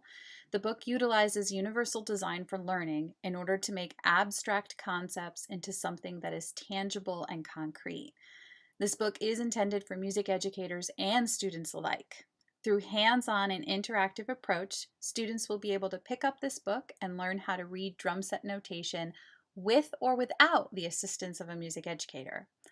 This book can also serve as a resource for music educators to help guide beginner percussionists in their journey of learning new rhythms and coordination skills. Although this book accounts for neurodiversity, it is important to note that there is not a one-size-fits-all method to learning music. Some lesson materials may need to be further adapted depending on the student's learning style and ability. So, as I mentioned quite a few times, UDL is our big thing that we are focusing on. So I just wanted to throw out there a reminder of the three big areas, or in case you've never heard of UDL, which I don't know if that's common nowadays, but as a little reminder of what they are. So the first is engagement, which is the why of learning. The next is representation, which is the what of learning. And finally, action and expression, which is the how of learning. So as I mentioned, our plan is to have a series of books. As you saw, the first cover said book one. We feel we needed a series, one, in order to minimize the amount of information in each book. If we try and do too much, the book's going to be really thick because of the way that we need to lay it out, thinking of spacing issues and making sure we have plenty of pictures and descriptions of everything. So we wanted to make sure we keep it on the smaller size so we don't overwhelm students or teachers alike. This also allows for students and teachers to work slowly through each book in order, or depending on their experience, they can start at the book that best suits their level. So for example, book one is just snare drum. If you already have a student that has had some snare drum experience, they could start with book two, which will give a slight review of book one, but will be snare drum, hi-hat, and bass drum, starting to work on some coordination. So they can kind of pick and choose what level or which book works best for them. It is, as I mentioned before, designed so that a student can work through the book on their own or with the help of an educator. And the big key that we also have to this is there's a website that is connected with the book, and that will have audio examples, video examples, more information about neurodiversity, UDL, adaptations, modifications, as well as some like Google Slides that teachers can adapt and kind of make their own notation, pull it together and just come up with a composition for their students right then and there. Each book will be the same format. So it will start with the introduction, which was what I read to you, the description of the purpose of the book. Then it will have an explanation of the website and the link, as well as how track numbers correspond to the website, things like that, as well as the table of contents. The next section will be a glossary, and that will have the description of each thing as well as pictures to correspond with each one. There will be descriptions of any new instruments or rhythms that are introduced. We'll have a warm-up section in each book. There will be exercises, a few etudes, as well as a composition section. We're also going to have SMART goal pages and then stickers and decals. And so I'm going to talk a little bit about each one of these things. So the introduction includes the description and the purpose of the book, as I mentioned, the explanation of the website, as well as you'll see a sign for when there's an audio track included and a sign for when there is a video track included. So those will be explained in this introduction section. And then, of course, our table of contents. The glossary, as I mentioned, will include a description and picture of everything that we felt needed to be defined that is introduced in the book. So I have just a few examples for you. And there's only one or two of these on a page in the glossary section, depending on how much room it takes up. Again, because you don't want to overwhelm, you want to keep things spaced out. So you can see here, talking about the full stroke with the arrows, how the stick comes down, how it rebounds back, as well as a picture of a snare drum so we can see what we're hitting it against. And then talking about the cymbal, which is taken out of our second book. So when we introduce new instruments, it's broken down in the book with a picture and text over multiple pages, not just done on one page. We talk about all different sections of the instrument. And then there's also a link to a video description as well. So I have video, and these, just so you know, are very rough. We have not done anything professional yet, but that is the next step that we're going to go to. But here's one of Hadley introducing the snare drum. So I'm going to let you watch that. In this video, we're going to be talking about the snare drum. Snare drums come in many different shapes, sizes, and colors. This is a snare drum. Snare drums have a top and a bottom. On the bottom of the snare drum are the snare wires. Snare wires give the snare drum its unique sound. The snare wires can be turned on and off by a lever found on the side of the drum. This lever is called the strainer. Some levers move alongside the drum, while other levers move away from the drum. When the lever is in the up position, the snare wires are turned on. When the lever is in the down position, the snare wires are turned off. Put your lever or strainer in the up position. Tap your drum. What do you hear? Put your lever in the down position. Tap your drum. What do you hear now? And Hadley is so great at this. You can tell, nice and calm talking, very paced. I just love the fact that she did those. I think it's amazing. So this gives the students more information than might be in the book. We do have in the book a picture of the different strainers she talked about, the lever that opens forward, so that the students can see the difference. So again, it's meant to be used together.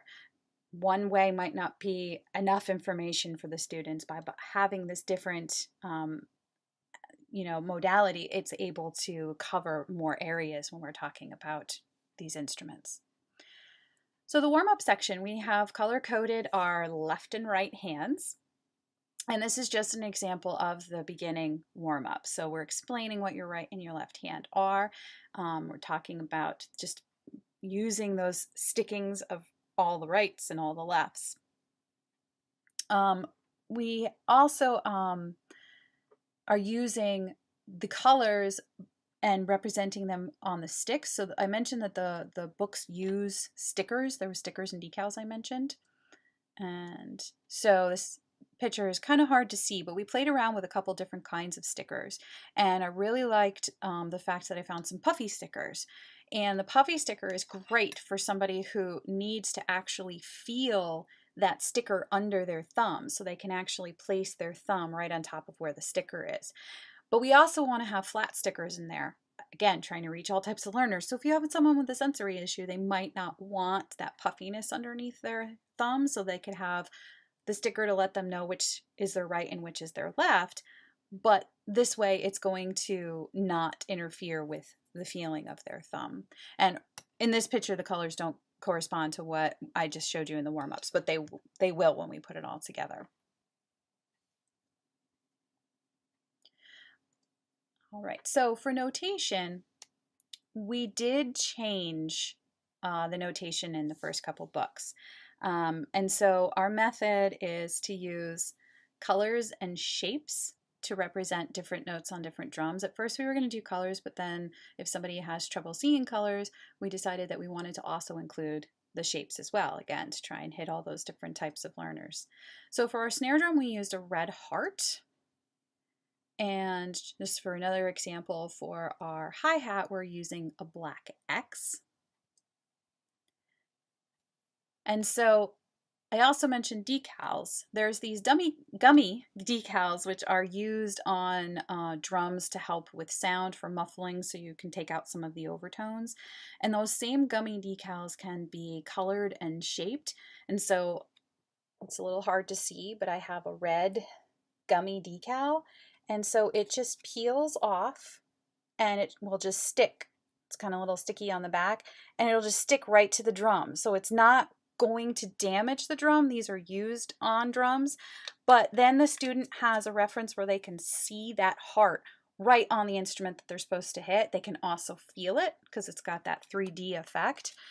So this way you put the heart on the snare, you can put the black X on the hi-hat, and now they're seeing exactly how these are connecting with the instruments.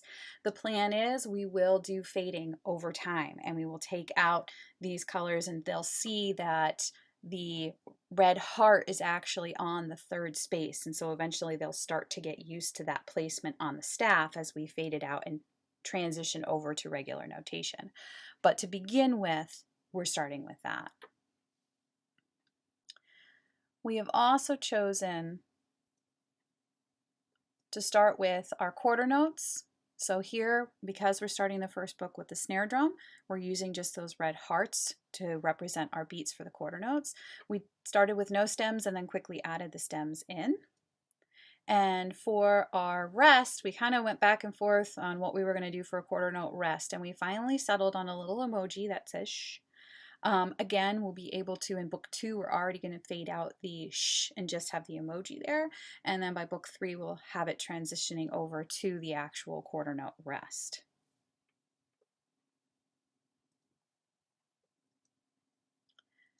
For multimedia, so here's an example of one of the exercises from book 1, showing 2 quarter notes followed by 2 quarter note rests. And you can see the audio link that is pictured there. So a student can work on this with a teacher, they can put on the metronome and they can play through, or if they want to hear what it sounds like or play along with the track, they can do that as well. And here is the track. Track 10. 1, 2, ready, play.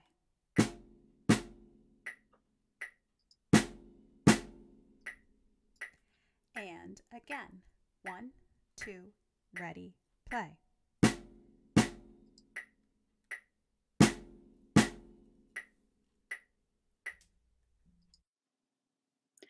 So as I mentioned, not only are we going to have everything audio, but we're going to have everything video as well. So here's an example of what the same thing looks like, just adding video to it.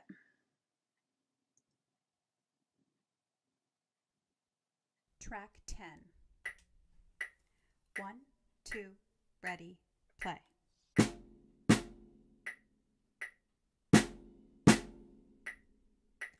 And again, 1, 2, ready, play.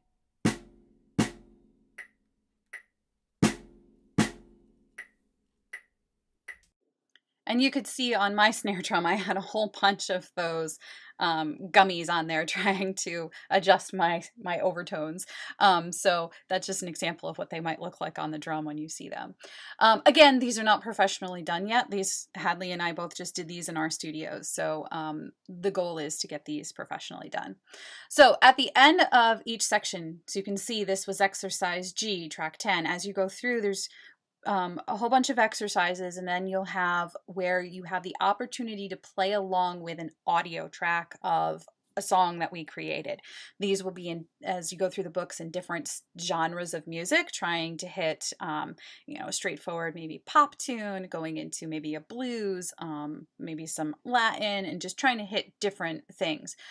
So here's one from the first book, and I put it together with the video so you could see what it looks like. Track 17B. This track shows how you can use track 17A to play any of the examples you have learned so far. Just find your groove and play along. You can repeat as many times as the music lasts. Here is an example using letter A from track 4 along with track 17A. 1, 2, ready, play.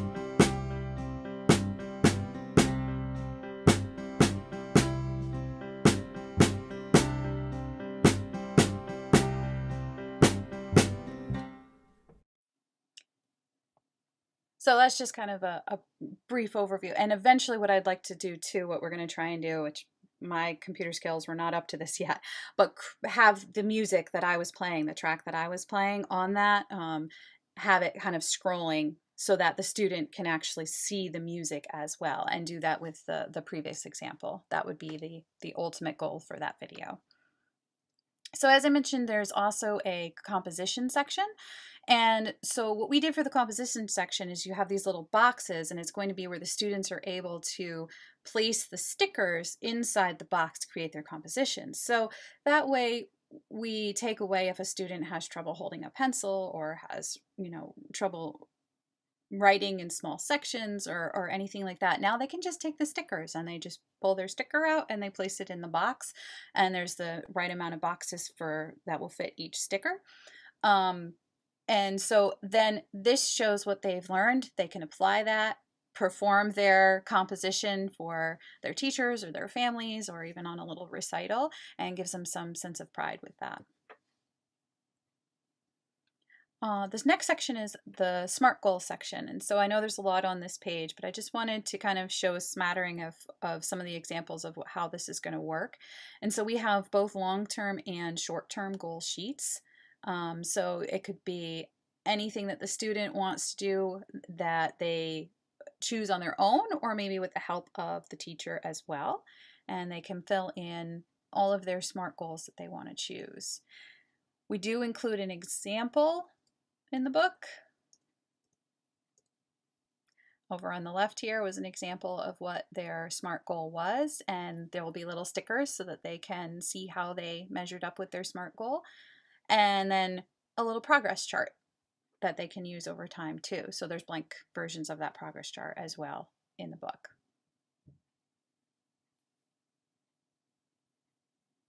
So as I mentioned, we're still in the early stages of editing the book, creating professional recordings of all the tracks and the videos, creating these stickers and decals, getting feedback from students, colleagues. Hadley is working on the website. She has more knowledge about websites than I do.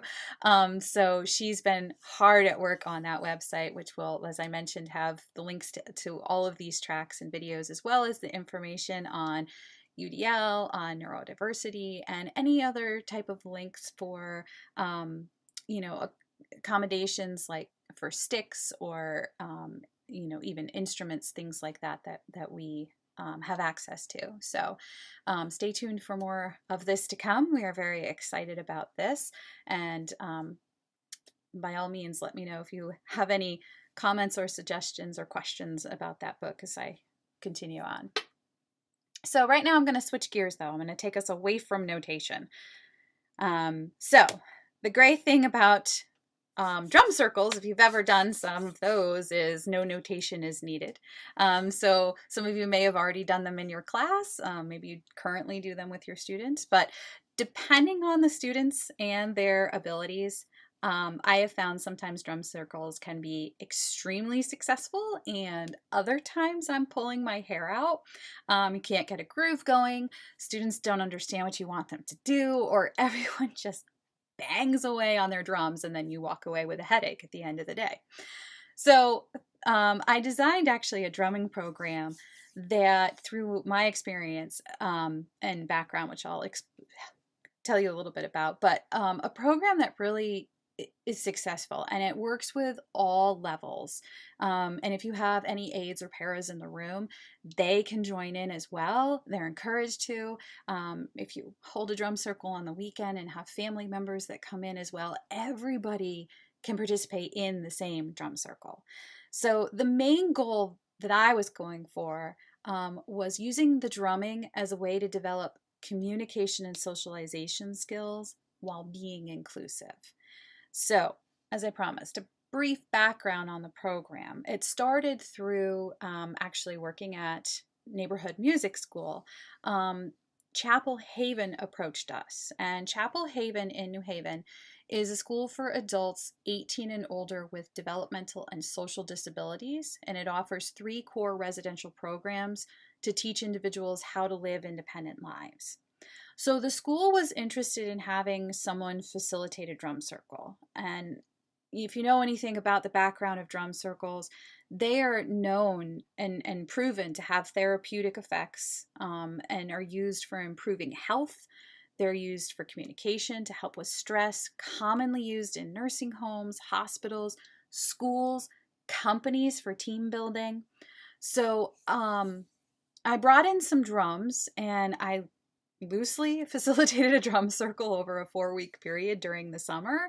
And I say loosely facilitated because I had no training on how to be a drum facilitator. I was simply going off the knowledge I had as a drummer and a teacher, and the very few drum circles that I had actually participated in my life. But after these sessions ended, I was approached by the speech and language pathologist at Chapel Haven. Her name was Sarah Davison. So Sarah was interested in incorporating a drum circle in connection to the class that she was teaching on communication and socialization. So she wanted to use the drums as a way to highlight the topics that she was discussing in class. So it was meant to be a combined thing. So we designed this program. It was 8 weeks long and took place during their school's spring semester. And in the beginning, I really completely followed Sarah's lead. I had very little knowledge at the time about ASD and the way individuals on the spectrum communicated. So I just really went off of what she was looking for and tried to take my little knowledge of drum circles and put that together. So believe it or not, the first 5 years were very successful, and she kept hiring me back. But each year we would get together at the end and we would discuss what activities worked, what didn't, and figure out what we were going to do for the following year. And so during this time, that's when I went back to school. That's when I found out about the program at the Boston Conservatory at Berkeley for music and autism. And so I went back and got the graduate certificate degree at that time. And so it was during that time that I did some research on drum circles and how they might have positive effects for individuals with ASD. And I wanted to create a more structured program that could increase these communication and socialization skills. So I reviewed the literature on both ASD and drum circles. I conducted interviews with 3 prominent, highly experienced drum facilitators, and I observed both community drum circles as well as drum circles for children with special needs. And that was mainly done at some of the schools around in the area. So through my research, I've only just scratched the surface in understanding the language and ways of communication. But previous research has already proven that the drumming and rhythm can reduce stress and have calming effects, can relieve pain, and can help one focus. And it is possible that if someone with ASD may find drumming quiets the mind and can help eliminate sensory overload, and of course allows oneself to get lost in the rhythm. And I found some research by Jeff Strong that showed that by using drums, individuals may find a gateway in rhythm that allows them to become aware of other people and actually to make eye contact, to have that joint attention, and to initiate conversation. So there's something very powerful about drumming that helps bring everyone into focus, causes joint attention, allows us to speak and communicate without using words. So now I'm going to show you what this program is, how it can be used, what are some of the things that I've done. So I kind of put together a little booklet over the years, and again, going off of what I did with Chapel Haven. So it is based off of 1 hour sessions that would meet for approximately 8 weeks with maybe 7 to 20 participants.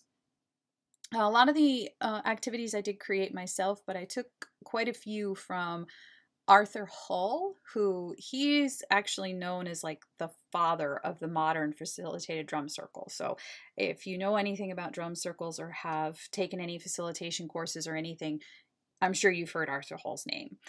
Kalani Das is also a percussionist and a board certified music educator. He's a music therapist and a founder of the World Drum Club. So I've taken some of his ideas as well. And then, of course, as I mentioned, created some of my own. So the first question is always, do you need to be a certified facilitator? So most of the drums facilitators that are out there will suggest that everyone go through training to become a facilitator.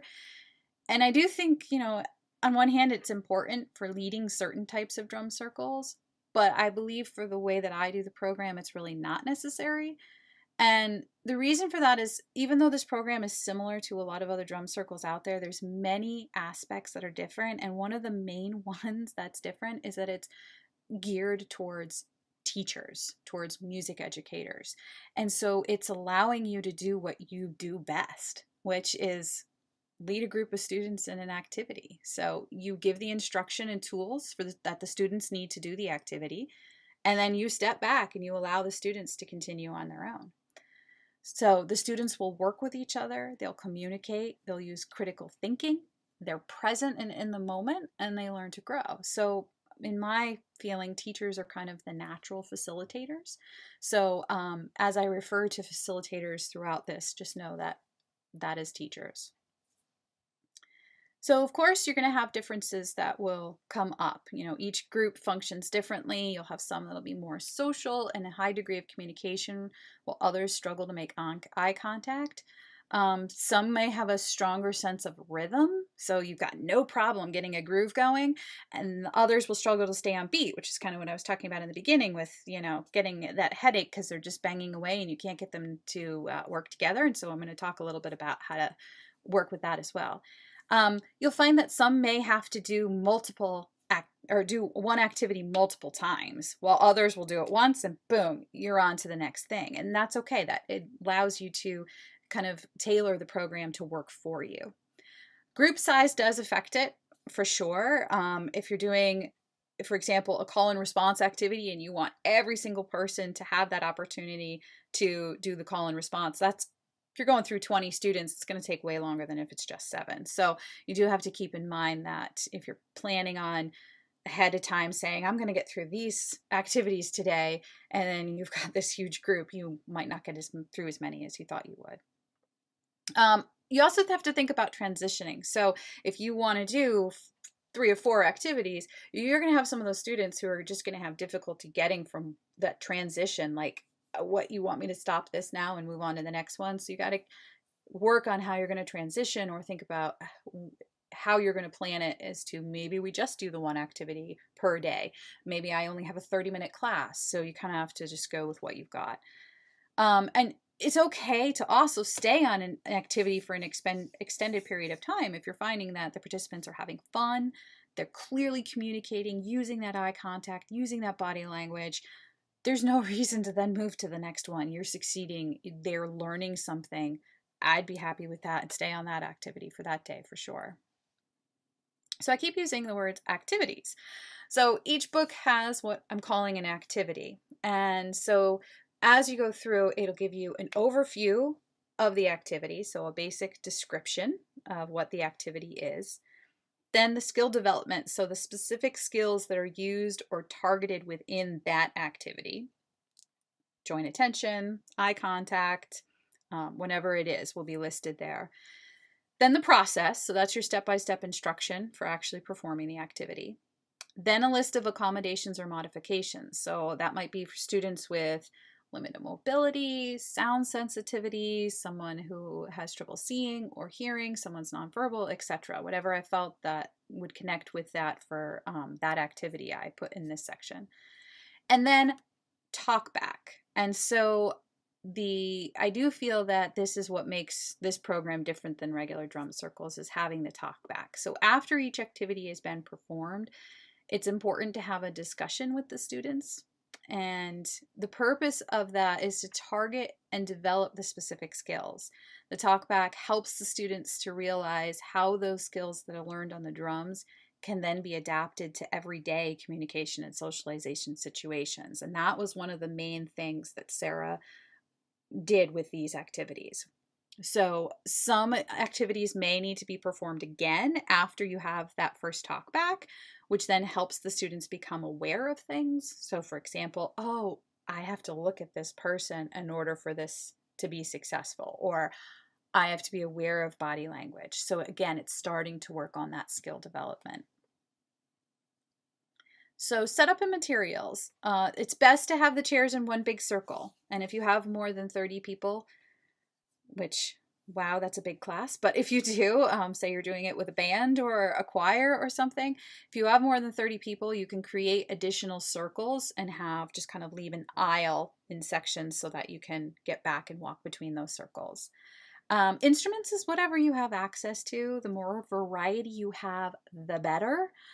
Sometimes it's really nice to have a mixture of the membrane, the wood, the metal, the shakers. I really try and get as many of those grouping of instruments as I can gather up. I do use what you see in this picture, which is the Comfort Sound technology by Remo. I purchased them quite a few years ago and absolutely love them. They all stack together and come in, fit into like 5 bags I think I have, which makes it really easy for transporting.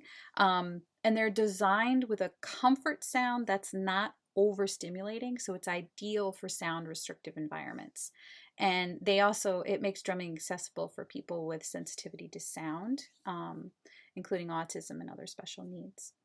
Always keep in mind students with sound sensitivity. So I always have a pair of headphones on hand, some of the ones that you can find in a hardware store, which you might wear when you're mowing the lawn, or I use Vic Firth ones because I just have those with drumming anyways. But it's good to have 1 or 2 of those, because if you have a student that's just going to shut down because it's too loud, if they don't mind wearing headphones, you can put those headphones on, and then now they're just participating right with everybody else. I've had that happen a couple of times, and it's so great to see the smiles on their faces when they actually are able to participate and enjoy with everybody else. And then for mine, and I'll show you some examples why I use this, I like to have some type of audio, so a sound system that I can play music to be able to hear over the drumming. So again, that can be pretty loud too, so you have to watch out for that. So let me go through a few of the activities just to show you how these even work. So the first one is going to be from Arthur Hall, and it's Play What You Feel. So this is from his Rhythmical Alchemy Play Shop, which he just calls RAP. Volume number 1, Drum Circles is where I took this from. So overview. Students get to ease into playing the instruments and they get comfortable with taking turns. I also love this activity because I get to see what limitations or non-limitations that students have, the ability that they have. You can sense who can hold instruments well. I let the students choose their instruments. That's completely up to you, but I always let them on the first circle come in and just choose their instrument, so you can kind of see who's gravitating towards what's easier for somebody to hold or play. Some will like the hand drums, some will use the hand drum with a mallet. You can see who's got a great sense of rhythm. Like you learn a lot from this first activity. So the skill development will be working on verbal communication, nonverbal communication, joint attention, and self-expression. So the process. As a facilitator, I always explain the activity and demonstrate it first. So basically, each student will state their name and then create a short burst of sound on the instrument to express their feelings. So it can be any sound, not just a rhythmic one. Everyone else will respond. So I might say, my name is Gretchen. Something just like that. And then when everybody would repeat that and go, hi, Gretchen. And they would just do that on their instrument as best they could. But like I said, somebody might just, my name's Gretchen. And that's fine. And you just do that as well. So, accommodations. If you have someone who is nonverbal, they can sign their name if they know sign language. They can write their name. So, I always have like a small dry erase board that I carry with me as well with some markers. Or you can have another person in the room say their name for them. That's acceptable as well. If someone is unable to hit an instrument or hold a stick, you can try placing a shaker on their wrist. So they make the bells or the African shakers that you can put on the wrist. That way they can just move and they can make a sound. If someone is unable to move their body, they can do a vocalization for how they feel. Any of those things are acceptable. You can come up with more if you find more options for that as well. So with the talkback, first I always ask if there's anyone that wants to repeat all the names. You might be a great time for a student with a really good memory to shine. You can also ask them to repeat all the rhythms. So somebody might not connect with the names, but man, those rhythms or sounds, they remember every single one around that circle. Then I do ask if there's each student to identify one other person by looking or pointing at him or her and repeating either their name or the sound that was associated with that person. So this is starting to develop a sense of awareness. And that's just an example of what one of the activities looks like and one of the ones that I usually do start with. So where do I go from there? 3 common things that we're going to start with. Call to groove, dynamics, and I think the most important is stopping. So in order to make activities successful, it's important that the students understand the cues that are given to them by the facilitator. So these cues help to instruct the students when to start and when to stop. Going over the basic directions at the beginning will lay the groundwork for the rest of the program because you will use it all the way throughout. And it'll be the most successful when you practice it multiple times from the beginning. I use vocal and body commands to start. And then eventually I will fade out those vocal body commands. Unless I have a student who cannot see, then I might want to keep those vocal commands in, obviously. So skill development will be working memory, following directions, eye gaze, reading body language, and symbolic gestures.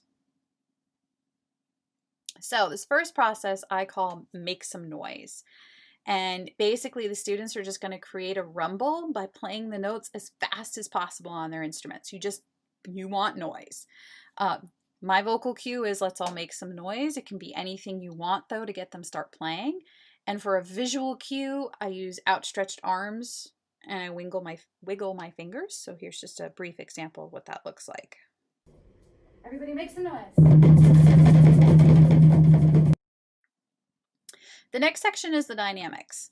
So hands up high for loud, down low for quiet. And I use my body as much as possible. So I'll crouch down close to the ground for quiet. And then I try and stand up tall and reach high for loud. Again, it may be necessary to start with verbal commands first as you're doing these. And then you can remove the verbal and just have the visual. Sometimes I'll do really big movements to get the attention of all the students. And once they're responding to these, then I can take away the verbal aspect and I can use smaller body movements once I've got them focused on me and they know what those movements are. And it also, when you make the movements a little smaller and they know that you're going to be doing those movements, it'll cause them to pay a little closer attention to what you're doing as well. So here's what some dynamics look like. Make some noise.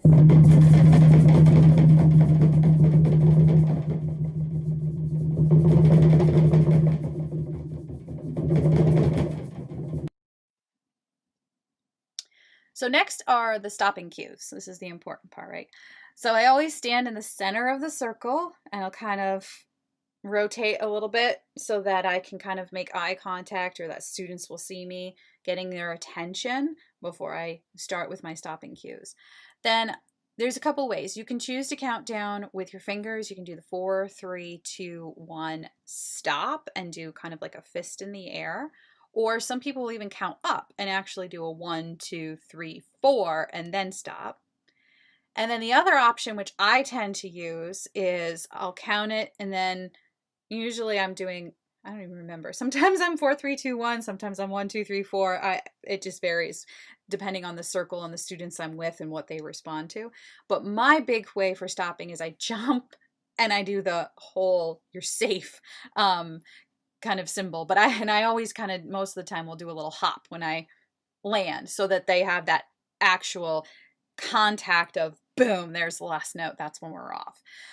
So either one of those, as long as it's a big motion and the students have the verbal cue and the visual cue to start with, and then you fade away that verbal cue to just keep the visual.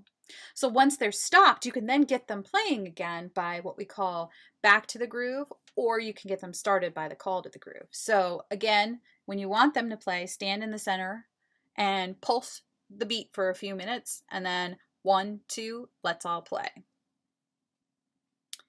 You can also choose to just do 1, 2, 3, 4, boom. But I like the 1, 2, let's all play, or 1, 2, 1, 2, ready, go. Something on that idea works, anything like that. So then once they're already in the groove and you've stopped them, now you want them to start up again. So we did a little pause, now we go back. So then it's 1, 2, back to the groove. And that's the main one that I always use. I've heard some different things, but that one just works really well for me. So here's just a little video of some starting the group, grooving it, stopping, starting, stopping.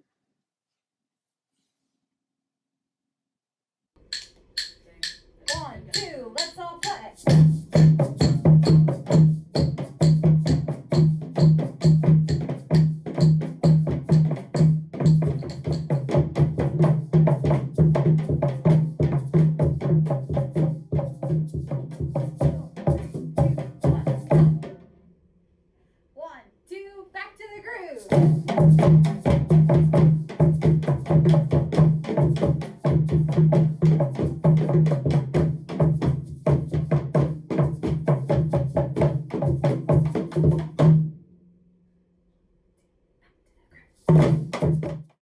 And it's a little harder with masks because you can't tell, but the second time I took away the verbal cue, I was still saying it, just, my lips were still moving. So in a time when we're not wearing masks, that's the direction I go. So I do the verbal, then I take away the verbal, but still have my mouth go and go back.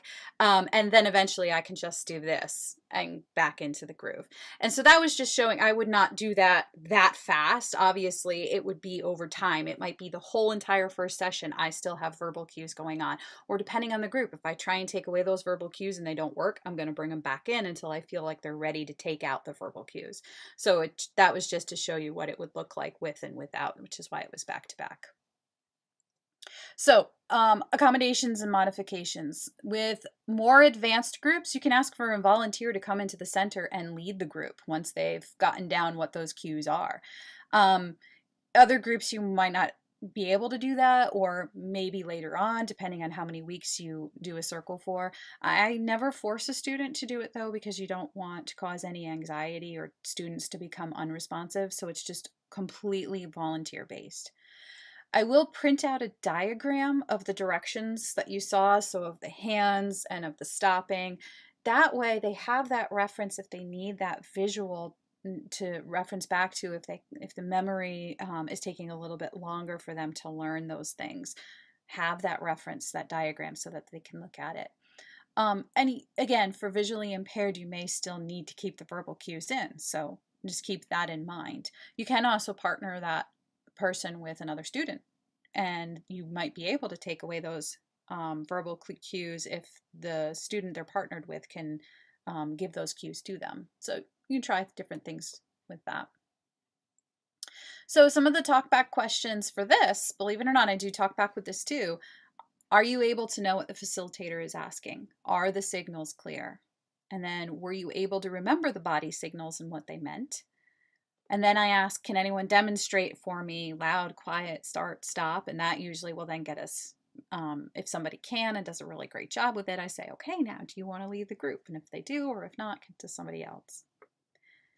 So as I mentioned, those groups that can't keep a groove, they just, no matter how hard you try, things just are not falling into place. So I like to play songs on my iPod and have the students drum along. And I have two examples that are great resources. So the first one is by Kalani Das, and it's from his book, The Amazing Jamnasium. And this is called Rolling into Rhythm.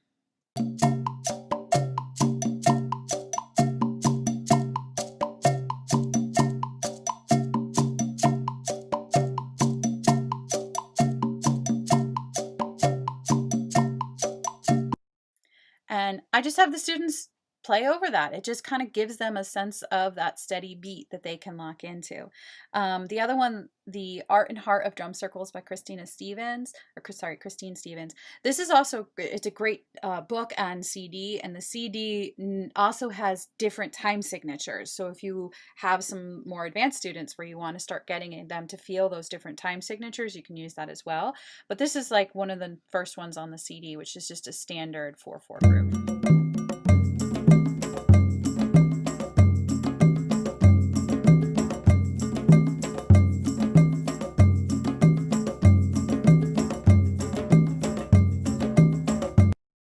And one of the things that I like to do with students, even beginning of drum circles, like, you know, every week even, we will start and end with them playing along to music. I like to start that way because I feel it helps them transition into the classroom. Right away when they come in, they're going to start banging on those drums anyways. So at least this way it's more organized, and hopefully will feel a little bit more calm, but also just kind of helps them come in without feeling like anything is expected of them in the beginning. And then it's a great way to end the class too. And so I have different suggestions of pieces that I've used throughout, but I just wanted to show you a quick example of the class playing along to Waka Waka by Shakira, which is like from 2010 with the African World Cup.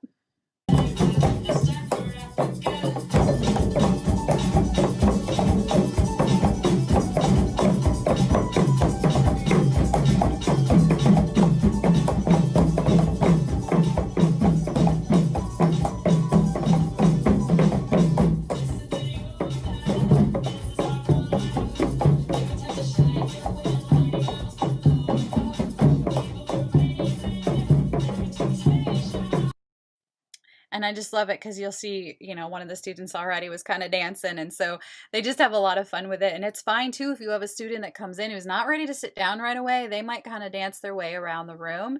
And then you can gradually, through the song, get them to kind of come over and have a seat. Okay, so another activity, I've got just enough time for a couple more here. Pick your number is a great one. And this allows students to create their first groove that is dependent on every single person in the room. It creates unique music in the moment. It's easily accessible to students at all levels and allows for complex and simple patterns to be played simultaneously. So the skill development is listening, eye gaze, and working memory. So I do this in a couple different processes. The first I do for the first rounds, I assign students to a number. Everyone will get a number from 1 to 8, but I tell them what their number is. Then what I do is I keep a steady counting for the group. So I'll start off like 1, 2, 3, 4, 5, 6, 7, 8. And so I explain to them that when they hear their number, they're going to make one sound on their instrument. And I'll group the numbers together so it will go right around the room. So you'll see number 1, number 2, number 3. And depending on how many students you have, you might have a couple on each number. So we play through it and they will hear the music move around the circle. So this is just getting them used to how this is working. The fact of hearing me count the numbers, of when to line up playing their instrument on the number, and just getting comfortable with that repeating over and over again. So then I'll assign numbers again in order for the second round, but I might omit some numbers. So it might be your number 1, your number 2, your number 4, your number 5, your number 7, your number 8. So now they're starting to hear rhythms are not being played on every single number. We've got some rests happening in there. So, oh, what's happening when we go 1, 2, 3, 4, 5, 6, 7, 8, and they're starting to hear now a groove that is beginning to happen. So round 3, I'll base the numbers on the type of instruments that they have. So I'll group all the metal instruments on the same numbers, wood instruments, low or high, depending, you know, shakers, whatever I have. I'll try and do it that way. And then now they have to, and they might be across the room from each other. They might not be right next to each other, depending on who's got what instrument. So now they're starting to listen and starting to hear who has the same number as they do, but it coming from those different directions. And then the last round, round 4 and beyond, because this kid's played many, many times, I'll have them pick their own number. And so we start with, okay, just pick one number. Then they can pick multiple numbers. Then they can play in between the numbers. So now you've got students playing on 8th notes or 16ths or whatever they want to do. And so here's kind of an example of one of those and what it looks like. 1, 2, 3, 4, 5, 6, 7, 8.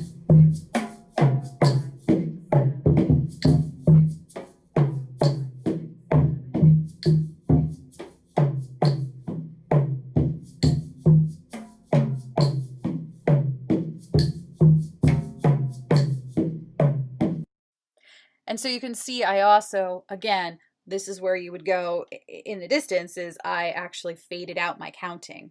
And so that can be a little bit more challenging.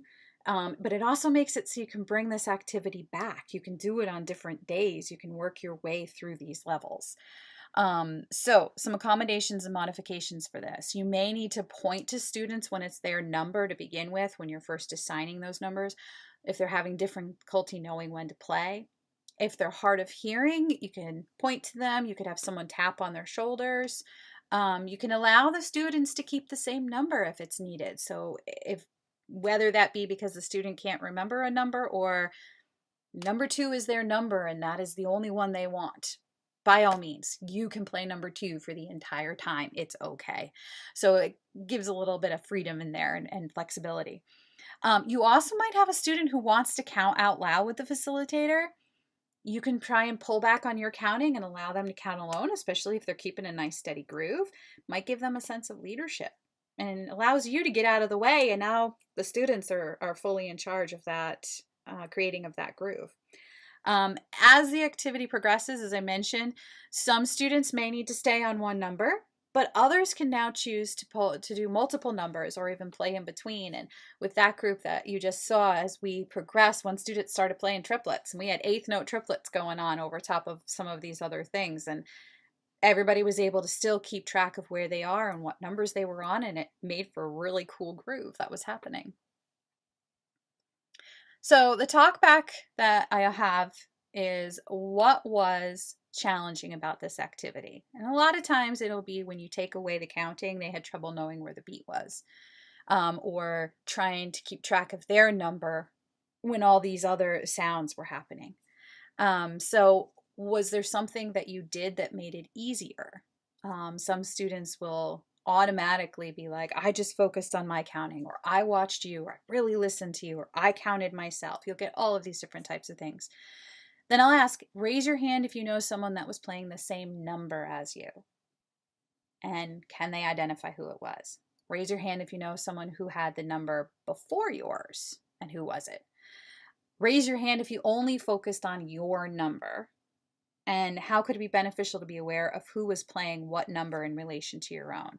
So now if you had students going, I was just focusing on me and I couldn't think of anything else. Now you've just brought their awareness to the fact that what would happen if I actually listened to hear who came before or after me? So then you play it again. Play that again, have another talk back. So now, what was different? And did you find yourself listening more this time?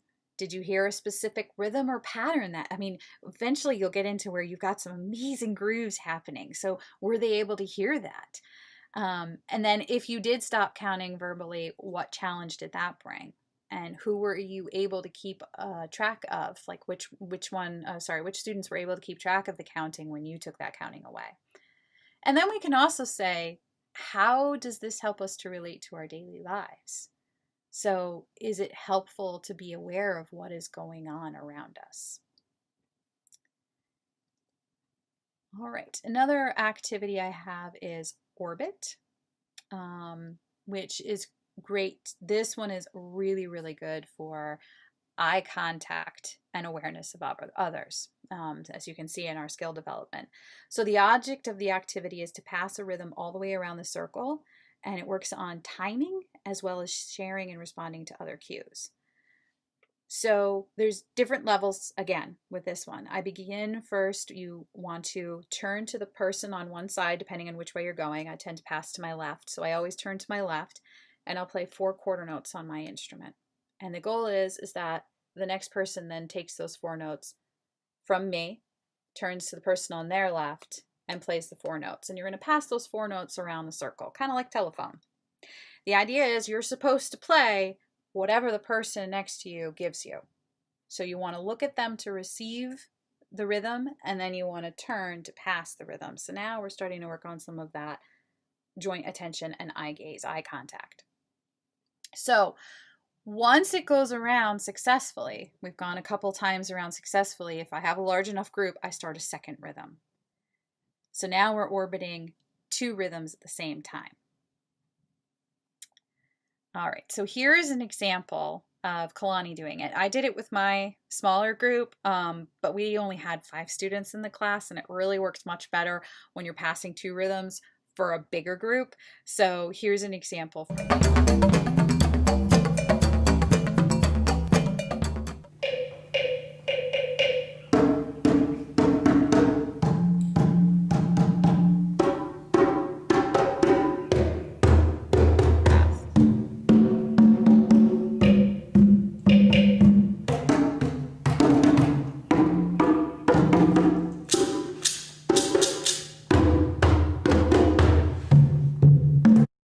It just continues on like that. So I'd say 99% of the time it's going to fall flat the first time, which is fantastic. I love when things don't work the first time, because then it opens up for the conversation of why didn't it work. So the main thing is we don't want to focus on speed. Instead, we want to aim for that steady pulse. Try to limit verbal commands. Once the pattern begins orbiting, it may be confusing to students if you try and instruct them at the same time they're trying to listen to that pattern.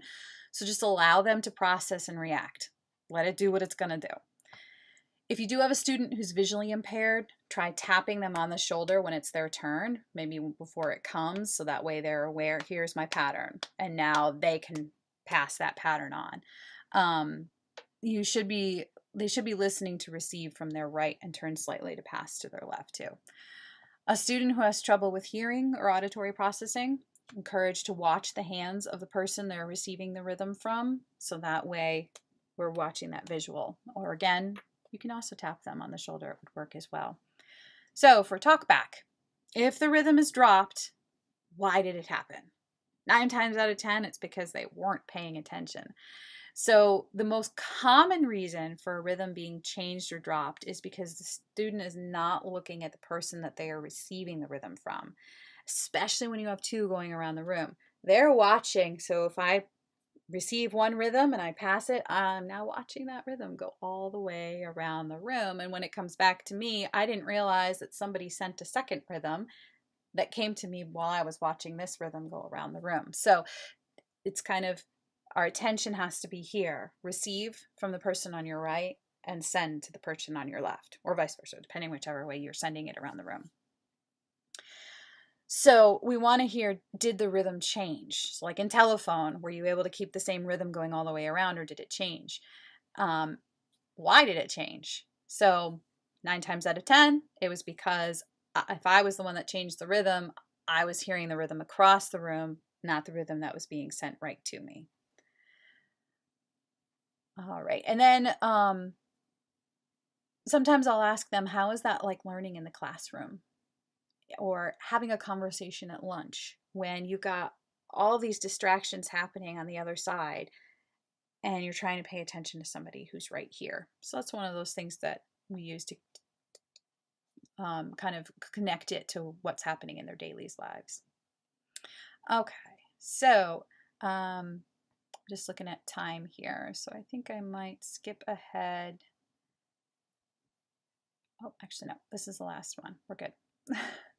Okay, so echo, something you probably do all the time in your classrooms anyways. So someone plays a rhythm, somebody repeats it. So here it's listening, teamwork, improvisation, awareness of self and others, and working memory. So you will perform a phrase and the students repeat it. Play it a few times till everyone's responding and in sync. You can come up with different rhythms. You can have students be the caller. You can start a second rhythm while they're playing the first to see if they can listen at the same time they're playing. So you can do all different levels. The other thing is you can have a groove going and just some of the students echoing you. And so I have a video of what that's going to look like.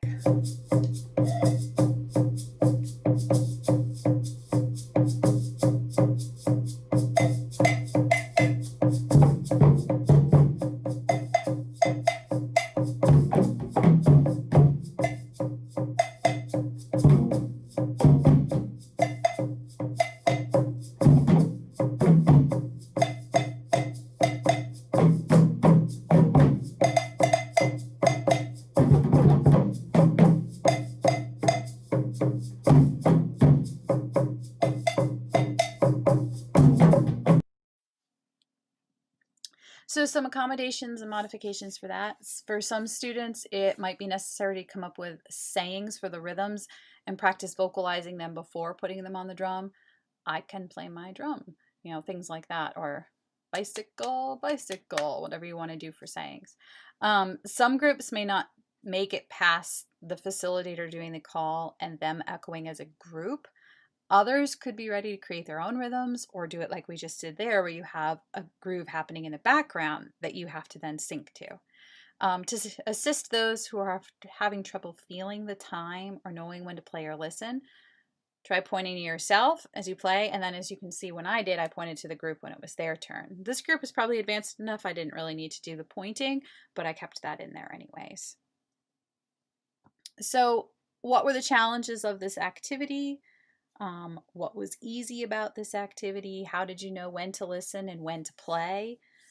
How does the activity relate to daily conversations? So how do you know when somebody is done talking and it's your turn to then respond? Was it difficult when I started playing and as other music was still going on? So just little talkback sections there. So there's lots more activities. The jamming to music you did see, and I do this with specific music, and then I invite the students to come up and they can pick their own song, and then they have to lead the dynamics for the group. Other ones moving around the room. I have one called Transition Decision. Call and response, soloing, there's a whole vocalization thing, and I also do a lot of stuff with the boomwhackers, and where I'll have things going on the boomwhackers, and then we can do improvisation on other instruments that I might have in the room if I have access to some melodic activities. So things that I always keep in mind is I do rotate the instruments, so I do change it up, which is we start that with the game or activity transition decision, which helps if a student doesn't want to give up a specific instrument, just wants to stay on the one. This might help with that. But a lot of times I'll be like, between activities, all right, everybody feel free to go change an instrument. And this way it gives them an opportunity to play multiple instruments. You want to do what you can to allow the students to participate. Get out of the way as much as possible, unless the students just go on their own. If someone needs assistance, then you can go up and assist them. I try to connect communication I'm having within the music to daily life activities as much as possible. The vocalization piece that I have is speaking clearly, and students have, from the Chapel Haven group were referenced that as to being on the public bus and not being able to hear the stops because the driver was mumbling. I don't force anything. So if an activity is not working, I move on.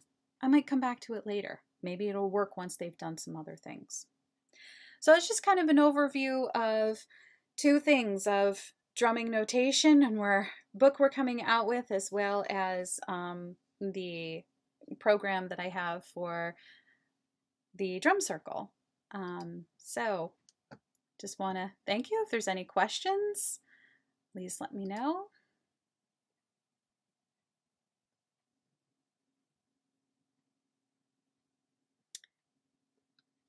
I can turn this back over to Thomas if I figure out how to do that. Do I always keep the call 4 beats long? Depending on the music. So if I want to play something in 6/8, maybe I'll do 6. I've never done an 8 count though. That's the one thing I never have done. Gretchen, do you know how to make me host again? I'm not sure I do. Go to my window where you see my name and then hover the mouse over it. You're gonna see 3 dots. Ah, make host. Okay. There you go. Excellent. Thank you. All right. Oh, I see a question. How young could you start a drum circle? And that's a great one. I have mostly done middle school and higher, but you definitely can do younger. You just have to adapt the activities. I don't have as much background with early childhood, but I think if you are a teacher that is used to doing maybe preschool or kindergarten, you can definitely adapt these for that age group.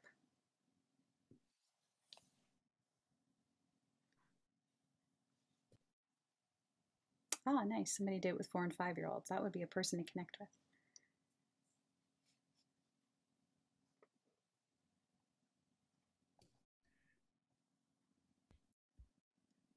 And that's, now I'll put in my contact information too, for those that are questioning about resources.